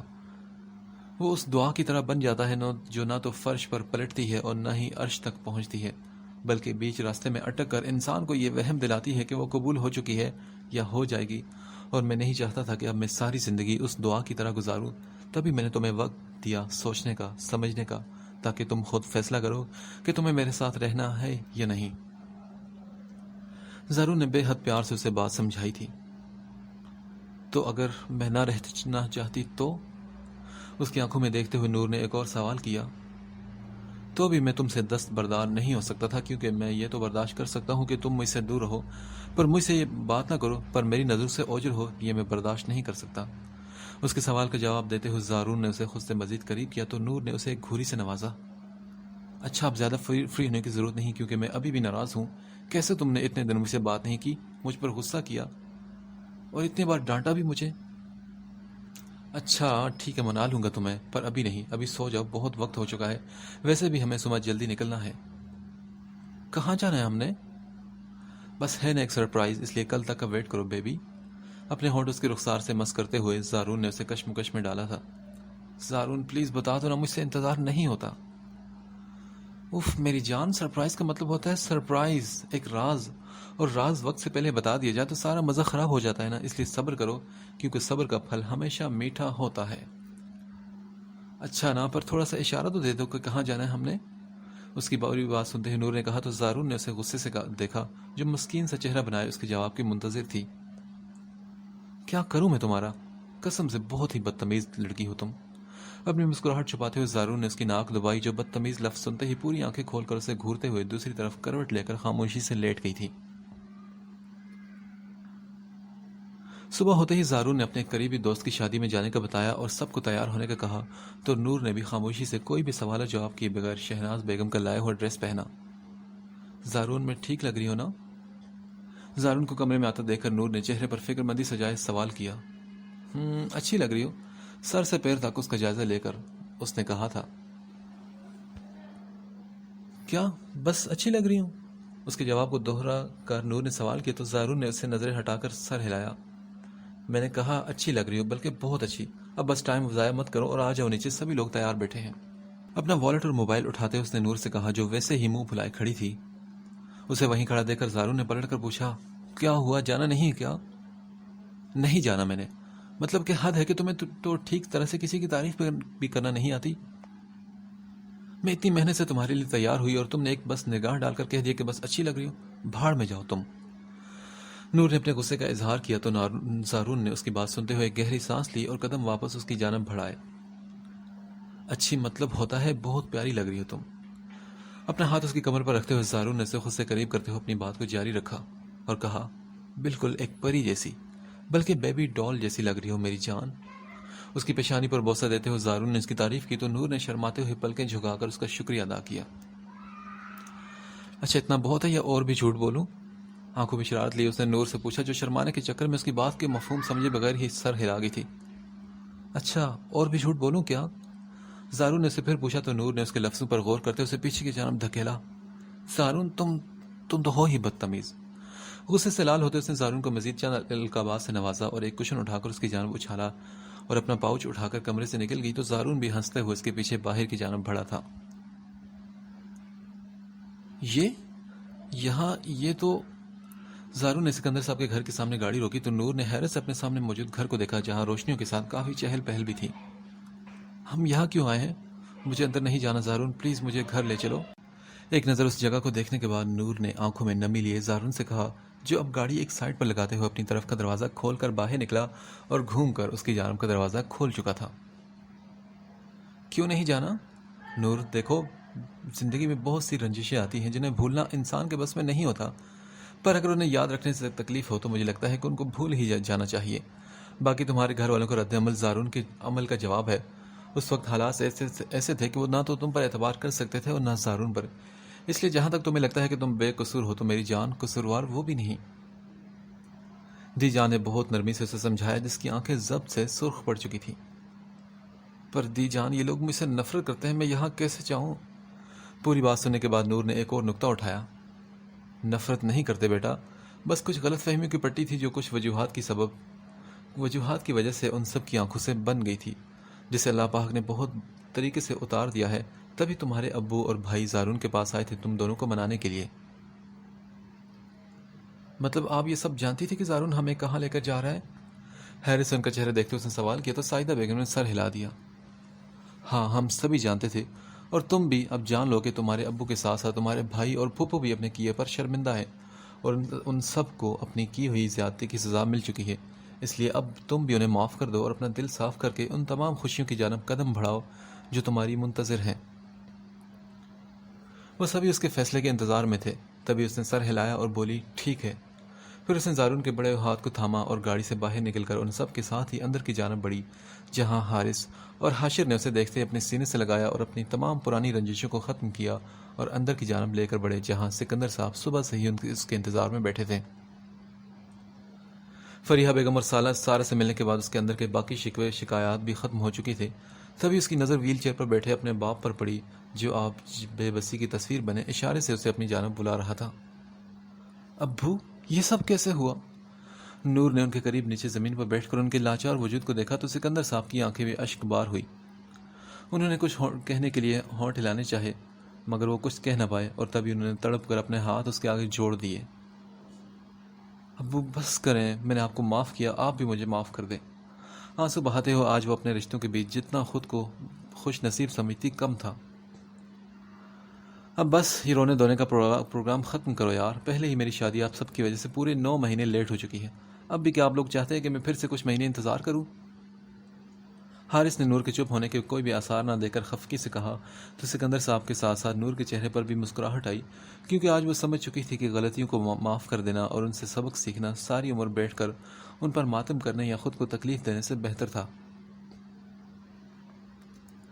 ایک بھرپور شام کے بعد تقریباً رات 10 بجے ختم ہوئی تو زارون نے واپسی کی تیاری پکڑی. تبھی سائدہ بیگم نے ان سب کو زارون اور نور کے ولیمے کی تقریب کا بتاتے ہوئے گاؤں آنے کی دعوت دی. ٹھیک ہے ہم لوگ ضرور آئیں گے, پر ہمارا تو خیال ہے کہ ہم نور کو یہاں سے اپنے گھر سے رخصت کریں تاکہ جو ہمارے دل میں اس کی خوشیاں دیکھنے کی کسک ہے وہ ختم ہو. فریحہ بیگم نے اپنے خیال کا اظہار کیا تو حارث اور حاشر کے ساتھ سکندر صاحب نے بھی ان کی ہاں میں ہاں ملائی. جی میرا بھی یہی خیال تھا، اگر آپ لوگ برا نہ منائیں تو۔ حارث نے بھی اپنی خواہش کا اظہار کیا تو زارون نے دی جانو کو اشارے سے منع کیا۔ ٹھیک ہے، ہمیں تو کوئی اعتراض نہیں، پر مجھے لگتا ہے کہ اب زارون اور نور کو اعتراض ہو سکتا ہے۔ سائدہ بیگم نے ساری بات ان دونوں پر ڈال دی۔ نہیں، مجھے تو کوئی اعتراض نہیں۔ نور نے زارون کے منع کرنے کے باوجود حامی بھری تھی۔ پر مجھے ہے، کیونکہ مجھے لگتا ہے کہ ہر کام کا ایک وقت مقرر ہے اور وہ اپنے مناسب وقت پر ہی ہو تو اچھا لگتا ہے۔ اور اب جب کہ سب کو اس شادی کا پتہ ہے، ہم بھی اپنے رشتہ داروں کو مناسب الفاظ میں بتا چکے ہیں، ایسے میں ایک دم سے رخصتی کرنا لوگوں کی بند زبانوں کو دوبارہ سے باتیں کرنے کا موقع دینے کے مترادف ہوگا۔ احتشام صاحب نے زارون سے پہلے اپنی رائے کا اظہار مناسب الفاظ میں کر دیا تھا۔ ہاں بات تو ٹھیک ہے آپ کی، بس پھر ٹھیک ہے، ہم ولیمے کے فنکشن کو ہی بارات کو فنکشن سمجھ کر انجوائے کر لیں گے۔ فریحہ بیگم نے ان کی بات سمجھتے ہوئے غصہ کیے بغیر کہا تو حارث اور حاشر نے بھی احتشام صاحب کی بات کو اہمیت دی۔ پھر وہ لوگ اجازت طلب کر کے واپسی کے لیے نکل پڑے تھے۔ گاؤں کا لمبا سفر ہونے کی وجہ سے زارون ان سب کو اپنے ساتھ اپارٹمنٹ لے آیا تاکہ وہاں رات کو سکون سے آرام کر سکیں اور صبح گاؤں جا سکیں۔ اپارٹمنٹ پہنچتے ہی احتشام صاحب الگ کمرے میں اور شہناز بیگم سائدہ بیگم کے ساتھ ان کے کمرے میں تھکاوٹ کا بولتے آرام کرنے چلے گئی، اور نور بھی سارا دن سفر اور تقریب کی تھکاوٹ پر نڈھال ہو کر اپنے کمرے میں جا کر لیٹ گئی۔ وہ خالدہ بیگم کے بارے میں سوچنے لگی، جن کے بارے میں اسے فریحہ بیگم نے بتایا تھا کہ کیسے انہوں نے ملائکہ کو قتل کیا اور اب خود پچھلے 3 مہینوں سے کوما میں ہیں۔ تبھی جنید اور سلیم صاحب اس شادی میں شرکت کے لیے نہیں آئے تھے۔ ان کے انجام کو سوچتے ہوئے ابھی اسے کچھ دیر ہی گزری تھی کہ اسے اپنے کمرے میں کسی کی موجودگی کا احساس ہوا۔ تبھی اس نے اپنا دوپٹہ لیتے ہوئے اٹھ کر چاروں طرف نظر دوڑائی، مگر وہاں کوئی نہیں تھا۔ اف، یہ زارون کو اس وقت پتہ نہیں کیا کام یاد آنا تھا۔ نور نے دل میں خوف زدہ ہوتے ہوئے اسے کوسا، جو ابھی کچھ دیر پہلے یہ کام کو بولتے ہوئے باہر گیا تھا۔ میں نے کہا بھی تھا کہ ٹیرس کا دروازہ بند کر دینا، پر نہیں، میری تو کوئی بات سمجھ میں نہیں آتی۔ خود سے باتیں کرتے ہوئے ٹیرس کا دروازہ بند کرنے کے لیے اٹھی، اور جیسے ہی اس نے ہاتھ آگے بڑھایا تو کسی نے پیچھے سے اسے اپنی جانب کھینچ لیا۔ تمہیں کیا لگا کہ تم اتنی جلدی مجھ سے دور ہو جاؤ گی؟ اس کے منہ پر ہاتھ رکھتے ہوئے اس شخص نے اس کے کان کے قریب ہوتے ہوئے سرگوشی کی تو خوف سے نور کا پورا وجود کانپنے لگا۔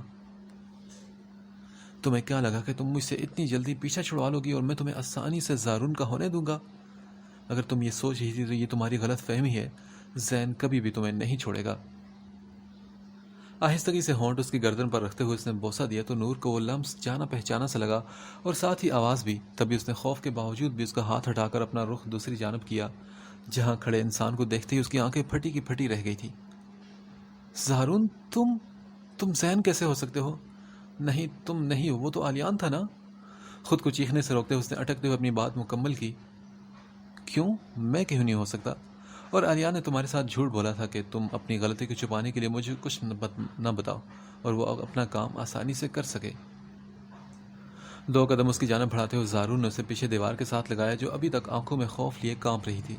نہیں، ایسا نہیں ہو سکتا، اس نے مجھے خود بتایا تھا کہ وہ زین ہے۔ نور نے انکار میں سر ہلاتے ہوئے اس کی آنکھوں میں دیکھا، جو اپنا موبائل آن کرتے ہوئے اس کے تمام میسیجز نکال کر اس کے سامنے کر چکا تھا۔ رشتے میں بے اعتباری کا یہی تو انجام ہوتا ہے کہ دشمن آسانی سے وار کرنے میں کامیاب ہو جاتا ہے، جیسے کہ آلیان نے کیا، اور تمہیں تو اسی دن سمجھ لینا چاہیے تھا جب اس نے زین ہونے سے انکار کیا۔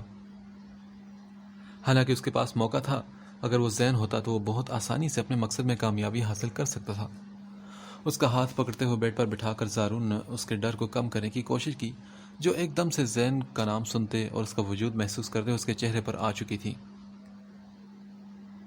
پر تم نے یہ سب کیوں کیا؟ مطلب پہلے زین اور اب زارون؟ تم زین بن کر آسانی سے مجھ سے نکاح کر سکتے تھے، پھر یہ زارون بن کر اتنا کچھ کیوں کیا؟ نور نے اپنے ذہن میں چلتے ہوئے سوالوں کو زبان پر لاتے ہوئے اسے دیکھا، جو اس کے قریب ہی بیٹھ چکا تھا۔ اس لیے میری جان کیونکہ میں نہیں چاہتا تھا کہ تم زین سے بدگمان ہو اور اپنی زندگی میں ایک واحد رشتے سے بھی تمہارا اعتبار اٹھ جائے، جس پر تم نے زندگی میں سب سے زیادہ اعتبار کیا۔ میں چاہتا تھا کہ تمہارے دل میں محرم بن کر اپنی جگہ بناؤں، اور میں کیسے زین کی صورت میں تمہارا اعتبار توڑ سکتا تھا؟ کیسے میں تمہیں ایک واحد رشتے سے بھی بدگمان کر سکتا تھا، جسے تم پر یقین تھا، ایک مان تھا کہ جو بھی ہو جائے پر آرجے مجھے تکلیف نہیں دے گا۔ اس لیے میں نے زارون بن کر تم سے نکاح کیا، کیونکہ میں خود سے ہی جیلس تھا۔ مجھے اپنا آپ نامحرم کی صورت میں تمہارے دل میں بستا اچھا نہیں لگا۔ میں چاہتا تھا کہ تم محرم کی صورت میں مجھ سے محبت کرو، پر پھر بھی تم زین کو میری نظروں میں اچھا نہیں بنا سکے، کیونکہ وہ بے شک تم بھی تھے، پر تھے تو نامحرم نہ، اور اللہ نے مجھے اسی بات کی سزا آلیان کی شکل میں دی۔ میں تب سے اب تک اپنے دل میں یہ کسک لیے بیٹھی ہوں کہ کاش میں اس سے بات نہ کرتی تو میرے ساتھ ایسا نہ ہوتا۔ اپنا ہاتھ آہستگی سے اس کے ہاتھ کے نیچے سے نکالتے ہوئے نور نے ایک گہری سانس لیتے ہوئے خود کو پرسکون کیا تھا۔ ہاں نور، آلیان نے بس میری دوستی کا اور میرے یقین کا فائدہ اٹھایا۔ ٹھیک کہتی ہیں دادی جان کہ کبھی کسی کو اپنے دل کے راز سے آگاہ نہ کرو، کیونکہ جب انسان کسی کو اپنے دل کے راز سے آگاہ کر دیتا ہے تو وہ اس کی مٹھی میں قید ہونے لگتا ہے، جیسے میں ہوا۔ میں نے اپنی اور تمہاری ہر بات آلیان کو بتائی، مطلب میں تم سے بات کرتا ہوں یہ سب آلیان کو پتہ تھا، تبھی اس نے ان سب سے باتوں سے فائدہ اٹھایا اور تمہیں تکلیف دی، کیونکہ وہ جانتا تھا کہ تم میرے لیے سب سے قیمتی ہو۔ پھر سے اس کا ہاتھ اپنے ہاتھ میں لیتے ہوئے اس کے سامنے زمین پر بیٹھ چکا تھا، جو آنسو ضبط کرنے کی کوشش میں ہلکان ہو رہی تھی۔ تم نے مجھے یہ بات کیوں نہیں بتائی جب آلیان نے زین ہونے سے انکار کیا تھا؟ پلکیں اٹھا کر اس نے اپنے دل میں اٹھنے والے طوفان کو روکا جو یہ راز جاننے کے بعد بہنے کے لیے تیار تھا۔ تب موقع نہیں تھا نور ایسی باتوں کا، اور تمہیں پتہ ہے نا کہ اس دن تمہاری اس بات کی وجہ سے آلیان پھنسا تھا۔ اگر تم یہ بات نہ کرتی تو شاید میں اس پر اعتبار کر لیتا، پر دیکھو میرا تمہیں یہ سب نہ بتانا ہمارے کام آ گیا۔ وہ کہتے ہیں نا کہ ہر بات اور کام کے پیچھے اللہ کی مصلحت ہوتی ہے، اور اس کے پیچھے بھی تھی۔